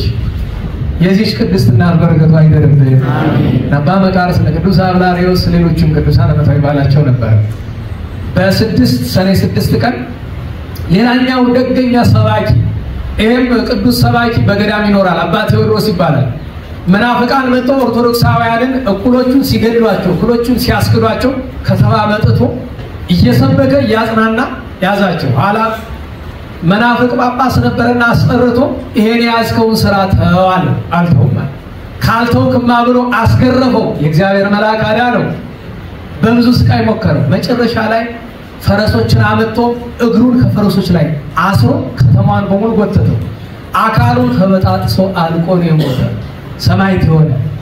እና ደራሲ አባ ክርስቶስ ምናምን ማባለ ከተመቲራ ለንተ ሰረረት ርስ እግዚአብሔር አስተቀጸላት አክሊል ሰላሳለ አራስ ተቆርጣ ብትሄድ የእግዚአብሔር መልአክ ተቀብሎ 3 አክሊል አንዱ ስለ ድንግልና ሁለተኛው ስለ ስብከቱ ሶስተኛ ስለ ሰባይነቱ ያን ቀን ደግሞ ሌሎቹ ታዋቂ ሰባኪዎች ደግሞ አራቱ የሀገረ እስና መኳንንት ይባላሉ ሀገሪቱን ሊያስተዳድሩ ተሹመዋል አረመኔው ሰው ክርስቲያኖችን ሊገድል ሲመጣ ምን አሉ በእኛ ነው የምታልፈው ክርስቲያን መሪ ማለት ይላል ክርስቲያን ባለስልጣን ይባላል ዛሬ በየቦታው ወይ ክርስቲያን እኔ አንድ ክርስቲያን ባለስልጣን አላውቅም ኢትዮጵያ ውስጥ አይዘመን እንዴት ዋላችሁ ክርስቲያን ማለት ነው አይደል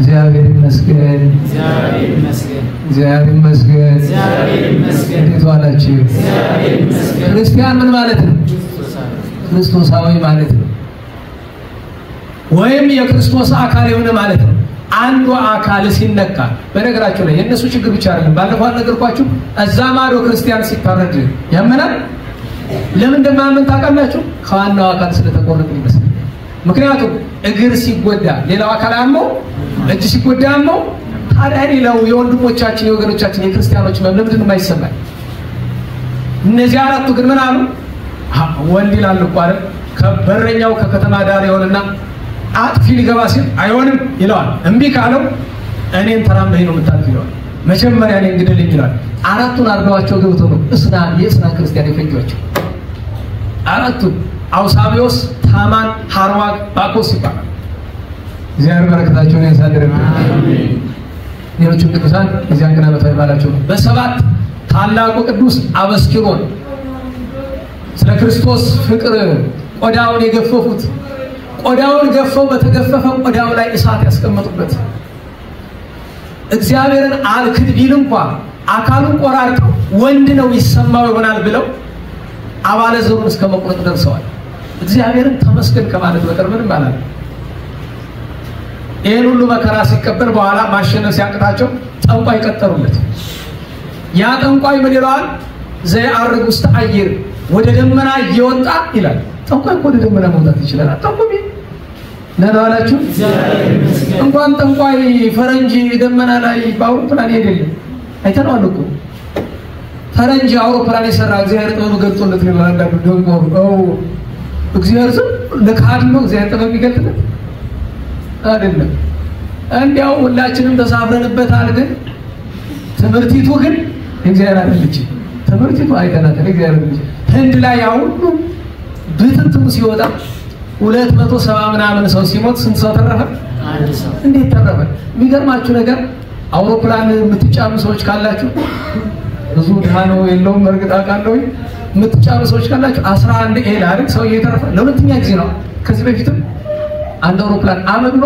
11 ኤል ላይ የተቀመጠው ተርፏል ያቺ 11 ከፊት አካባቢ ናት ወንበሯን የምታውቋት ካላችሁ ጥሩ ትፈልጋለች መጀመሪያ ትኬት ቆርጦ የሚባል እሷ ለማግኘት ነው ግን ካደጋ ለመዳን አይደለም ሀበር ስለሆነች እግር በደንብ ታዘርጋለች በተለይ በዚህ በባጃጅ አውሮፕላን ማለት ነው ያገር ውስጥ ባጃጅ ብሎስ የሰውን ሀገር ስላየው ነው ያትልኩት ይሄ ባጃጅ በቃ ባጃጅ ያው በዚህ በኮብልስቶን ሲሄድ ማለት ነው ቦምባርዲየር ነው ተዝብሎ መንገጫ ነች እውነት የአውሮፕላን ይመስላል አንድ ቀን ድሮ ነው የአውሮፕላን ሳለው ይሄን ታሪክ ሊቃው በአውሮፕላን ሜል ምቾት ይመስላችኋል አረሰከከነ ይቅርባችሁ ሲሉ አስታውሳለሁ የሀገሩን ማለታቸው ሀገር ውስጥ መስለኝ የውጭውማ የት እንዳላችሁ ማይታወቅ ሀብታሙ ሀገር ገባችሁ ደግሞ ምኝታ ነው ማለት ነው ደርሳል ተነስ ወይ ምግብ ብላ ነው የምትባል ያለው ሰው ማማሩት ነኝ ያለ ተዋክ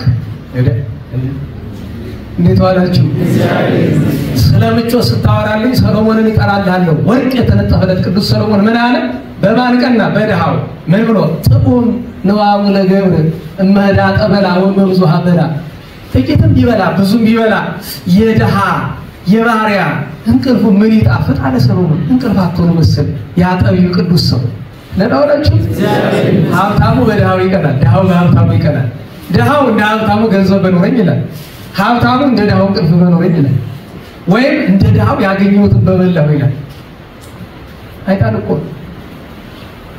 ደናዋላችሁ ያ ጠንቋይ ሲጠነቁል እንዴት ነው አጋንንትን ጠርቶ ጨብጨብ ያደርጋል ይመጡለታል እንዲያደርጉ ነው እና አበስኪሮንን ለመግደል ምን አደረገ እሱ ያለበትን እስር ቤት ቅዱስ አበስኪሮን ያለበትን ሽንት የሰው ሽንት አጠራቅሞ መጥቶ ዙሪያውን በተነበት እሱ የመተቱ አካል እንደዛ ያደርጉ ሰዎች በዛሬ ይባል እና ካቻሉ ይናጋለች እንደዛ አደረገ ትልቅ ባው ይዞ መጣና እፍ ቢሎ ከሁለት ተሰጠቀ ያው ላንተ ታምር ይመስል እንዲህ ያደርግ ጻድቅ ነው ተከተለው እባብ መሰንጠቅ እኮ ቅድስና አይደለም ይሄን ያደረጉ ቅዱሳን አሉ ግን ቅድስና መገለጫ አይደለም ከዛ ውስጥ መርዙን አወጣና ፈትፍቶ እንካብላለው ምንድነው ምናርግኛ ነው ተው እንጂ ነው አይደለም ይሄን ማለት አይደለም ቅዱስ አበስከሩ እንጀው ምርወኝ ነበር ለምን ሲያሰቃይት ምግብ አይሰጡት በባዶ ነው የሚሰቃይ አምጣም ባይሄን ማጥሩ ነው ብሎ ባርኮ ጥርጋር ወንቱ ጥሩ ምግብ ያጠንቋይ ቁልጭ አሁን ካውሪ ሞታን ይያል ቢያለው ማይሞት የጨለማ አበጋዝ ይሄን ሰው ግደልልኝ አለው ቅዱስ አበስከሩ ምን አለው ኤው ያንተ ጌታ የምትለው ሰይጣን እኔን መንካት አይችልም ይልቅስ አዛዋለሁ ጠራውና ናበር የጠንቋይ በደንብ አርጋ አሰቃየኝ አለው አስጨንቆ በክርስቶስ አመንኩ አንገቱን ታርጎ ሰማይቱን አለ ያ ራሱ ጠንቋዩ ማለት ነው እግዚአብሔር ወንድን በረከት ያሳደረልን የጠንቋዩን ካመነ በኋላ ያለው በረከት ማለት ነው እንጂ ባላው ሁሉ አንፈልገው ብዙ ነገር ያደርግልን ቅዱስ አበስኪሮን የዚያን ቀን ነበረ የእመቤታችን ድንግል ማርያም ቤተክርስቲያን 3 ዓመት ሙሉ ተዘግታ በምስር ድሮ ካይሮ የተከፈተችበት ቀን ነው በ13ኛው ክፍለ ዘመን መጨረሻ አካባቢ በይሁሉ የሰባት በዓል ነው አይደል እንዴት ዋላችሁ በ8 የጸበል በዓል ይባላል እመቤታችን እግዝእትነ ማርያም ከግብሯ በታች ጌታችን በስደቷ ጊዜ ጸበል አፍልቆ ውሃ አፍልቆ እሷ የጠጣችበት ከሩቅ ሀገር ለሚመጡ ጣፋጭ ፈዋሽ ከዛ ሀገር ላሉት ግን መራራ የሆነችው ጸበል የፈለቀችበት ኋላም ቅዳሴ ቤቷ የተከበረበት ነው ከመቤታችን 33 በዓላት አንዱ ነው እነ ቅድስትም ዳን እነ ቅዱስ አውሎጊስ ዓመታዊ በዓላቸው ነበረ በ9 ሰኔ 9 ቀን ታላቁ ነብይ ቅዱስ ሳሙኤል ዓመታዊ ዕረፍት በዓሉ ነው ቅዱስ ዳዊትን የቀባው እግዚአብሔር በቤተ መቅደሱ የተነጋገረው አፍኒና ፊናስ ሲበድሉና ሲቀሰፉ በእነሱ ፈንታ የተተካ ታላቅ ነብይ የቅድስት ሐና ልጅ ነው ያን ቀን ሳምንት ሳልነግራችሁ ረስቼ እንጂ ቆጭቶኛል ታላቁ ሰማዕት ቅዱስ መርቆሬዎስ ሰኔ 9 ቀን ፍልሰቱ እንደሆነ ከዚህ በፊት ብዙ ተነጋግረን አናውቅም መሰለኝና ደገኛ ሰማዕት ቅዱስ መርቆሬዎስ በ15ኛው ክፍለ ዘመን መጨረሻ አካባቢ ቅዱስ ስጋው ፈልሶ ወደ ምስር አሁን ካይሮ ወደምትባለው ስፍራ የገባበት ዓመታዊ ፍልሰት በዓሉ ይታሰባል አርኬም አለው በእውነቱ ያን ቀን ሰማዕቱ ቅዱስ ሉኪያኖስ ነበር ጥርሱን በደንጋ ቀጥቅጦ ያረገፉት ሌሎችም ቅዱሳን ዓመታዊ በዓላቸው ነበር እግዚአብሔር በረከታቸውን ያሳድርብን አሜን በረከታቸውን ያሳድርብን አሜን በ10 ቅድስት ቤተክርስቲያን ዓመታዊ በዓሏ ነው ቅድስት ቤተክርስቲያን ከ40 ዘመን መዘጋት በኋላ መልሳ የተከፈተችበት ነው ቤተክርስቲያን እንዲያው በእውነት አባቶቻችን ቤተክርስቲያን መርዓት ትመስል ውሃ እንዘት ህውስ ኪያከ ወልደ እዋ እስመ ተሰርገወት ይእቲ ሰንዱና ሃይማኖት ንጹሃ ሊተኒ እግዚእ አሰርገወኒ ከመሃ ልብሰ ቅድስና ሰናይ ወጸጋ ብሩሃ አለ ስለ ቤተክርስቲያን አባታችን አባ መዝሙረ ክርስቶስ ምንን ሲተረጉም መኃልየ ሐሙስ አምስተኛውን መኃልየ ሲተረጉም እንዲህ ብሎ ተናግሯል ቤተክርስቲያን መርዓት ትመስል ውሃ ሙሽሪቱ ቤተክርስቲያን የጧት ብርሃንን ትመስላለች እንዴት እንዘት ህውስ ኪያከ አንተን እያየች አንተ እሷን እያየ ማለትም በተዋይዶ ገንዘብ አድርገሃት ዘውትር አንተን እያየች ስለምእመን ነው የሚናገር ቤተክርስቲያን የምትባል ምእመን ናት እንዘት ህውስ ኪያከ ወልደ እዋ ልጅ ወንድም የተባልክ አንተ ወልድ ተባለ ከባህሪ አባቱ ከአብ ስለተወለደ አንድም በኋላ ዘመን ከመቤታችን ስለተወለደ እሆየም የሚለው የተከተለ ስጋችን ስለተዋሃደ ወልድ ውሃ አለ የምእመን ወንድም ተብሎ መድኃኔዓለም ስለትትናው ስለተዋሂዶ ተጠራ እስመ ተሰርገወት ይእቲ አለ እርሷ ቤተክርስቲያን አጊጣለች እኮ አለው ምን ትለኝ እንደሆነ ሰንዱነ ሃይማኖት ንጹሃ ንጹህ የሃይማኖት በፍታን ግምጃን ተጎናጽፋለች አለና ሊተኒ እግዚእ አረኔን ጌታዬ አሰርጎኒ ከማ እንደሷ እኔንም አስጊጠኝ ልብሰ ቅድስና ሰናይ በጎውን የቅድስና ልብስ ማለትም ምግባር ትሩፋትን ወጸጋ ብሩሃን የሚያበራ ጸጋ ሰጠኛል። ብርሃናዊ ጸጋ ቤተክርስቲያን ተዘግታ ስትከፈት ምን እንደሆነ እንዲገባል እስክትዘጋ እንጠብቅ። አሁን ይግባል። ቤተክርስቲያን መዘጋት ምን እንደሆነ በኦሮሚያ በደቡብ በሀገሪቱ በምዕራብ በምስራቅ ክፍል ያሉ አባቶች፣ ወንድሞች፣ እህቶች፣ እናቶች ጠይቋቸው። ሰሜን ሄዱና በረሃብ ምክንያት የተዘጉትን አብያተ ክርስቲያናት አባቶች ጠይቋቸው መዘጋት ምን እንደሆነ። ጎንደሩን አዲስ አበባውን አይገባህም። አንዳንድ እንግዳ ስናመጣ ምንድነው የሚገጥመን? እዚህ አንድን ሰው አደባባይ ኢየሱስ መጀመሪያው ለነጎድጓድ እንዲሳለም ያደረግነው እልፍ ሲል ይሄ ምንድነው አለ አደባባይ ኢየሱስ። ወደዚህ ዞር ሲል ሩፋኤል፣ ወደዚህ አደባባይ ተክለ ሃይማኖት፣ ጊዮርጊስ፣ አጣጣሚ ሚካኤል። እዚህ ሀገር ሁሉ ምህረት ለቤተክርስቲያን። አዎ ቤተክርስቲያን ስትዘጋና ስትጠፋ ምን እንደሆነ እንድታውቅ ጎንደር በርስቲ ጎንደር በደንብ በል ጎንደር መጣልህ ባንጃ መግቢያ ነጃ ባንጃው ይላክል ናላ ይገባ። ቤተክርስቲያን መዘጋት ምን እንደሆነ አለ ሳይዘጋ አለመኖር ምን እንደሆነ የሚያስረዳችሁ እንዲያው እንግዳ ስለሆነች ማስነሳት ይከብደኛል እንጂ እዚሁ ተነስታ እንድትነግራችሁ አድርግ ነበረ። ቤተክርስቲያን አጥተው እንዴት እንደሚቸገሩ እዛ ሰው ሀገር ማለት ነው።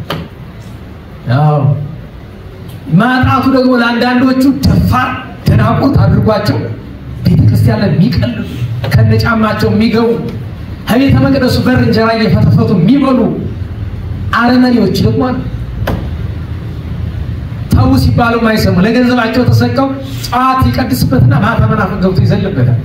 እንደገና ማግስት ገብቼ ቀድሶ ታቦቱን እንደዚህ አድርጎ እንደ ተራቃ አቅፎ መሄድ ቄስ እንኳን አቤት መድኃኒዓለም ቢቀርስ ምን አለ ቤታችን ስላድኖ ዘርግተን ብንጸልይ ቢቀርስ እሱ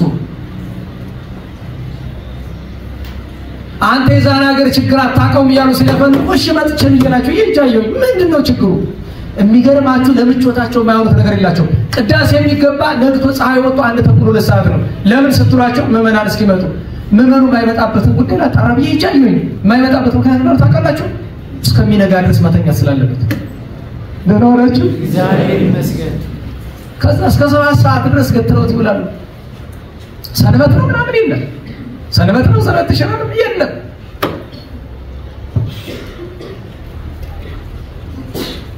እኔ ካል ስለምሳችሁ ቤተክርስቲያን አትግቡ እያልኩ ታገላለሁ። እነሱ ከነጫማቸው ጭራሽ እስከ ቤተ መቅደሱ በር እንደ በሞት ሲሄድ ያገኝካችሁ ቤተክርስቲያኑ ስትገቡ ካል ስምትደርሱበት ምክንያት ምንድን ነው? የቤተክርስቲያኑ አፈር እንዳይነካችሁ ነው። ደህና ዋላችሁ በሞት የነገሩ ይሲ በተለይ ቤተ እግዚአብሔር ሰዎች በተለይ ካህናት በተለይ ዲያቆናት ምን ብላችሁ ነው ካል ስለሳችሁ ቤተክርስቲያን የምትገቡ? እኔም እንደው ተውትና ህገወጥነቱን አቆየውና ምክንያቱን አስረብኝ። ምንድነው ምክንያቱ? አንዱ ሞኛ ምናል እየበረደኛል እንደው በሞት በነገራችሁ ላይ ቤተክርስቲያን ውስጥ ገብተን ያላንዳች ህማም ያላንዳች ምናገለግለው አገልግሎት እንዴት ከመዘር መድረስ ይችላል? ትንሽ ካልበረደ ወይ ትንሽ ሙቀት ካላስቸገረ ቅዱሳን በነገራችሁ ላይ ለገድ የሚመርጡት ወይ በጣም ተራራ ጫፍ ሆኖ ብርድ ያለበት ወይ በጣም በረሃ። ለምን ይመስላችኋል? ምቾትን ርቀት እኮ ነው። ክርስትና ምን እንደሆነ እንዴት ነው መረዳዳት የምንችለው? እንዴት ዋላችሁ? ለዚህ ሁሉ ቁጣ እንግዲህ በኋላ ይቅርታ ተጠየቁ ነው። ችግር የለውም ቻሉት፣ ችግር የለውም። እግዚአብሔር አምላካችን ቤተክርስቲያንን ከጥፋት ይሰውርልን። አሜን። በእውነት አባቶቻችን ሲጸልዩ ሲያለቅሱ አረፉ። እኛም የነሱን ተቀብለን ጌታ ሆይ እባክህ አንድ ደግ ሰው መጥቶ ካልተመለሳችሁ ከዚህ ከተማ ውስጥ አንድም ቤተክርስቲያን ባይናችሁ ማታዩበት ዘመን ሊመጣባችሁ ይችላል። ማለቅ ሳልመስልም አይደለም። አዎ ብዙ ቀን አስለቅሶኛል። አንዲታ ረመዳን የሚባረክ ነው የሚያስለፈልፈኝ ለሁሉም እግዚአብሔር መድኃኒዓለም ቤተክርስቲያንን ይጠብቅልን። እይታጸዋና ቅጽሽ ያለው እሱ ወይባለ ኪራቤኪ አዎ ነውረኛ ሰው አይግባብሽ፣ ለጆችሽ አይጸልዩ። እግዚአብሔር ቅዱስ ቤተክርስቲያንን በረከት ያሳድርብን። ደባሞን ብስጣሞን እናታቸው ሶፊያ የሆነ ዲባሞን እናቷ አውሎጊስ ዋርስኖፍ በአንድ ሰሞን ተሰብስበው መስማዕትነት የተቀበሉ ቅዱሳን ናቸው። ጻድቅ ቆስጠንጢኖስ አለ፣ እግዚአብሔር አምላካችን የሁሉንም በረከት ያሳድርብን። ዛሬ ታላቁ ሰማዕት ቅዱስ ገላውዴዎስ ነው። ዓመታዊ በዓሉ ነው። ሰዓት ሄደብኝ። ስለዚህ ታሪኩን እግዚአብሔር ከፈቀደው የዓርብ ናጎየው እንጂ ታላቅ ሰማዕት ነው። መልክ፣ ደምግባት፣ ጉልበት፣ ኃይል፣ አቅም የነበረው ሁሉ እያለው ድንግልና ሁሉ እያለው ምናኔ ሁሉ እያለው ሰማዕትነትን የመረጠ ከጀግንነቱ ብዛት የተነሳ አሕዛብ ስሙን ሲሰሙ የወገባቸው መታጠቂያ የሚበጠስባቸው የሚያስደነግጣቸው የነበረ ታላቅ ቅዱስ ሰው ገላውዴዎስ ነው። በሞቴ ልጅ ስትወልዱ ወንድ ስትወልዱ እዚህ በኋላ እናንተ የምትወልዱ ከሆነ መውለድ የምትፈልጉ ከሆነ ገላውዴዎስ የሚል ስም እንፈልጋለን። ገላውዴዎስ ይባላል። ገላውዴዎስ በፈረንጅኛ መጥራት ከፈልጋችሁ ክላውዲዮስ ብትሉት ያው ነው። ዛሬ ኢትዮጵያው አባ ገላውዴዎስ ዓመታዊ በዓሉ ነው። እመቤታችን የምትወደው ምእሾ ቢወጋው እንዲያው አላፊ መንገደኛ መስላ የእግሩን እሾ አውጥታ ከበሽታ ያዳነችው እመቤታችን እግዝእትነ ማርያም የምታናግረው የጻድቁ የአቡነ ቀውስጦስ አባት ሀብተ ትንቢት የተሰጣቸው ኢትዮጵያዊ ግን በግብጽ በገድል የኖሩት አቡነ ገብረ ኢየሱስ እናታችን ቅድስት እምነ ጽዮን ኢትዮጵያዊቷ ጻድቅ እመቤታችን የምትወደው እናታችን ቅድስት ክርስቶስ ክብራ የአቡነ በጸሎተ ሚካኤል እህት 40 ሰማዕታት አባ ክርዳኖ እስክንድርያው እነዚህ ሁሉ ዓመታዊ በዓላቸው ነበረ። እግዚአብሔር የሁሉንም በረከት ያሳድርብን። ነገ ከመላእክት ሁሉ የበላይ የሆነ እግኛ መልአክ ቅዱስ ሚካኤል ሊቀ መላእክት ዓመታዊ የሲመት የታምራት በዓሉ ነው። ቅዱስ ሚካኤል ከቅዱስ ሚካኤል ጋር እናታችን ቅድስት አፎሚያ በዚህ ስም የምትጠሪው ቁጣራ ካለሽ አስቢ። ዝክር ነገር ያንቺ ነው። እዚያኛው ጉባኤ ተዘክሪያለሽ። ስም ተሸክሞ እንቅልፍ የለም። ማናታን ግን ስሟን አፎሚያ። ቀጥሎ ቅዱስ ባሕራን ነገ ነው ዓመታዊ ዕረፍት በዓሉ። ቅዱስ ባሕራን ቄስ ነው። ቄሱ ቅዱስ ባሕራን ቅዱስ ሚካኤል ያለ ነው። እንደ ኢትዮጵያውያን ደግሞ ትልቁ በዓላችን ከቅዱስ ሚካኤል ቀጥሎ ቅዱስ ላሊበላ የኢትዮጵያ ንጉሠ ነገሥት ጻድቁ አባ ዮስጦስ፣ አባ ቄርሎስ፣ አባ እለእስክንድሮስ እነዚህ ሁሉ ዓመታዊ በዓላቸው ነው። በ13 ቅዱስ ገብርኤል ሊቀ መላእክት ዓመታዊ በዓሉ ነው። ቅዱስ ዮሐንስ ዘኢየሩሳሌም ዓመታዊ በዓሉ ነው። በ14 ሰማዕታት ቅዱሳን አባ አክራ ዮሐንስ፣ አብድልማ ፊልጶስ አራቱም አንድ ላይ ሰማዕትነት የተቀበሉበት ነው። በ15 ታላቁ ሰማዕት ቅዱስ ሚናስ ኢትዮጵያዊ ጻድቅ አቡነ ጴጥሮስ ዓመታዊ በዓላቸው። በ16 ባሕታውያን በሙሉ በዓለም ታሪክ የነበሩ ቅዱሳን ባሕታውያን ዓመታዊ በዓላቸው ነው። ታላቁ አቡነ አፍሬ የዚያን ቀን ዓመታዊ በዓሉ ይከበራል። ኢትዮጵያዊ ጻድቅ ንጉሥ አፄ ኩኖ አምላክ ዓመታዊ በዓሉ ነው። እግዝእትነ ማርያም ኢትዮጵያ አፋር አካባቢ ያለች ቅዱስ ገብርኤል ሄሮድስ ሞተ ብሎ ምስራች የነገራት ሰኔ 16 ቀን ያንን እናስባለን። አረጋዊ ቅድስት ሰሎሜ ይጨምራል ማለት ነው። በ17 ጥሪ ልናቀርብላችሁ ነው። አቡነ ገሪማ ዓመታዊ በዓላቸው ነው። አደባባይ ተክለ ሃይማኖት አደራ አደራ የጻድቁን ክብር ተረዳችሁ የሚገባችሁ አደራ እንድናከብር ጻድቁን መስከረም 30 በሚከበረው ቀን ብዙዎቻችሁ አልመጣችሁ። የሰኔ 17 ቀን ዕረፍት ማለት የተሰወሩበት ነው። አደራ ያን ቀን ኃጥአንን በማማለል ከፍጡር ወገን እመቤታችን በታች እንደሳቸው ያለ አይመስለኝም። ታላቁ አባ ለትጹር መርዝ እያደረገ 10 ሰው የገደለው ለጆሮ ቢቀፍም እናቱን ያስነወረው የገዛ እናቱን 10 ጊዜ ያስነወረው የወለደችውን ልጅ በመርዝ የገደለው ክህነት ሳይኖረው እየገባ በስጋው ደግሞ ሲቀልድ የኖረው ነፍስ እንኳን እግዚአብሔር አልመረም ቢላቸው ሲኦል አስገባኝ እኔም ብለው በፍቅሩ አስገድደውት ይባላል። በፍቅሩ አስገድደውት ያችን ነፍስ ገነት ለማስገባት ጌታ ስለቀፈፈችው አሽቶ እንዳልተፈጠረች ነው ያደረጋታል። እንዲህ እስከማስደረግ ድረስ ስልጣን ያላቸው አማላጅነት ያላቸው። ሌላኛው ታላቁ አባ ቀላሞን ፈላሲ የአባ እንጦንስ ደቀ መዝሙር የነበሩት ዓመታዊ በዓላቸው ያን ቀን። እናታችን ቅድስት አርሴማ ጻድቋ ኢትዮጵያዊቷ ማለት ነው። ጻድቋ ቅድስት አለች እኮ አታውቁም አይደል? ኢትዮጵያዊቷ ቅድስት አርሴማ የምትባላለች አለች። ኢትዮጵያዊት ናት። እሷም ዓመታዊ በዓሏ ነው። የዛሬ ሳምንት 18 ነው አይደል? አባ ድሚያኖስ እና ቅዱስ የስድሮስ ዓመታዊ በዓላቸው ነው። እግዚአብሔር የሁሉንም በረከት ያሳድርብን ያሳድርብን። አደራ መልእክቷ እንዳትረሱ። ቅድም ያልኳችሁ የተማርነው ርዕስ ምንድነው? መማር ነው አይደል? ስለ መማር እያሰብን እንሄድ ወደ ቤታችን ለምስጋና እንነሳ።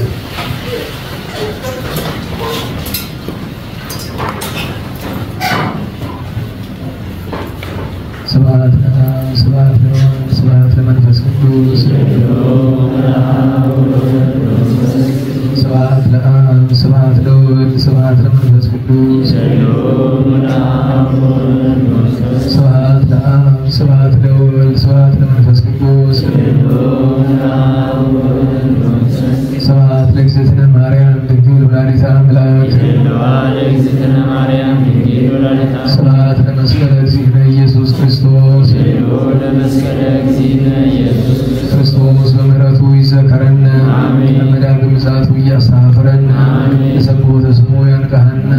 وبعملكوت وياسنعنا ستنا مريم ميرجي صلوتنا واستسري كل ኃጢአተነ ቅድመ መንበሩ ለእግዚእነ እዛብ ለአነ ዘንተ በስተነ ወዘአስቴነ ዘንተ ጽዋዐ ወዘሰርዓ ለነ ሲሳየነ ወአራዘነ ወለዘአገሰለነ ኩሎ ኃጢአተነ ወለዘወሀበነ ሥጋሁ ቅዱሰ ወደሞ ክቡረ ወለዘአብጽሐነ እስከ ዛቲ ሰዓት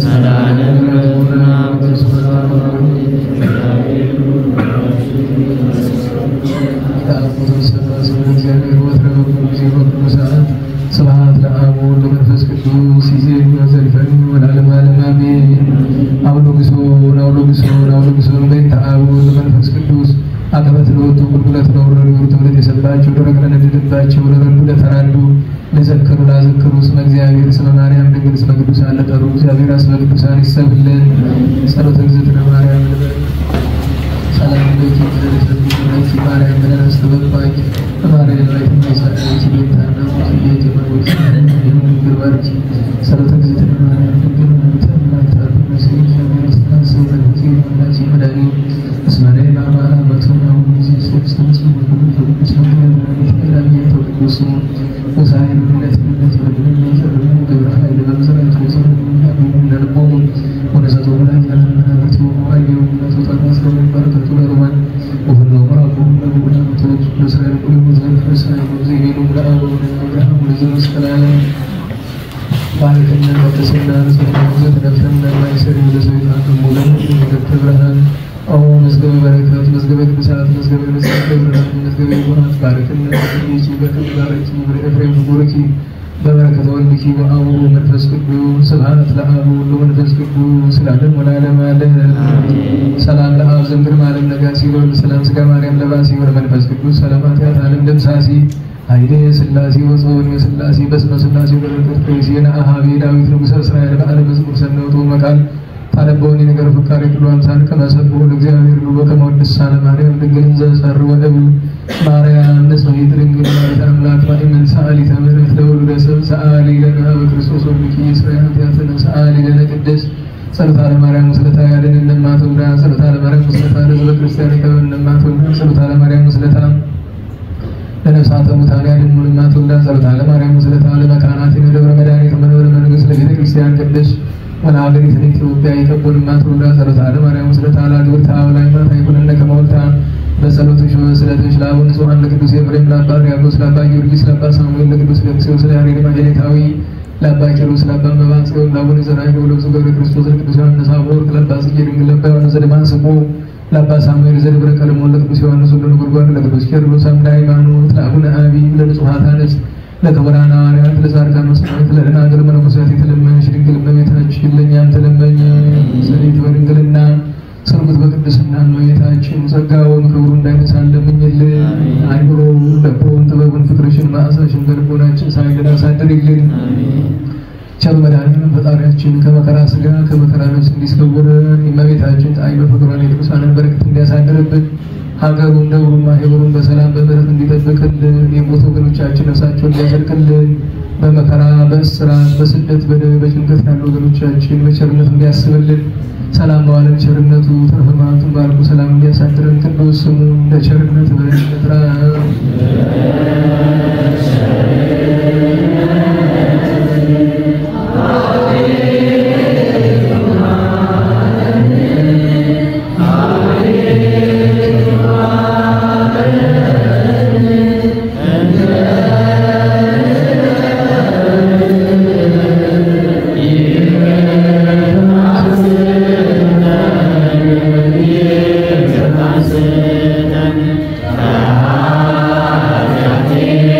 Amen.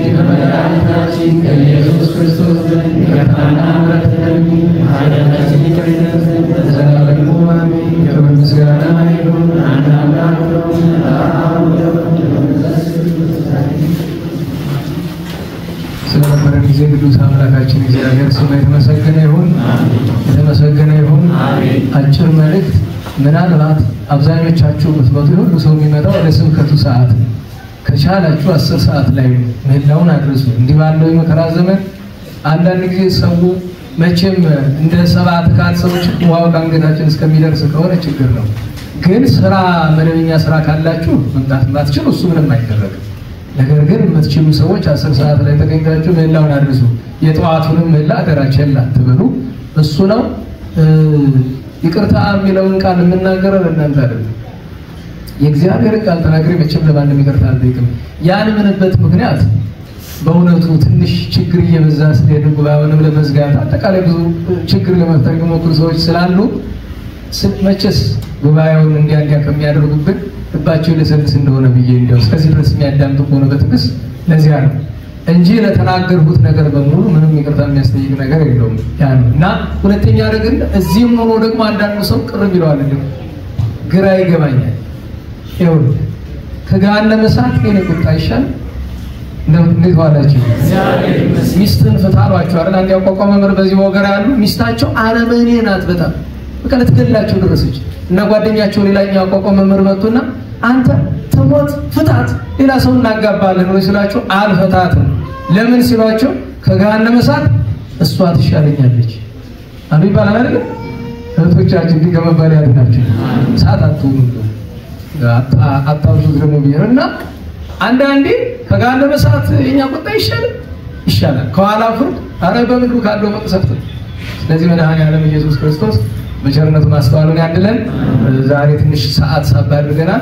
እንቀጥለው ሳምንት ደግሞ እናሳጥራለን። እግዚአብሔር ቸርነት በሰላም አስጀምሮ በሰላም ያስፈጽመን። ቸሩ አምላክ እንቅፋት ሳይመታን እሾህ ሳይወጋን ኃጢአት ሳይሰለጥንብን በደልም ሳይገዛን የብርሃን መላእክት በፊት በኋላ በቀኝ በግራ እየጠበቁን ለጊዜ ወደ የቤታችን ለፍጻሜው ተስፋ ለምናደርጋት መንግሥተ ሰማያት ከተከፈተች ገነት ከተነጠፈች ረፍት ከአባቶቻችን ሁላችን በሰላም ያድርሰን። በጣም ይመሽባችሁ መሄድ ትችላላችሁ። ሌሎቻችሁ የሁለት ደቂቃ መዝሙር እንዘምራለን። ጸጋ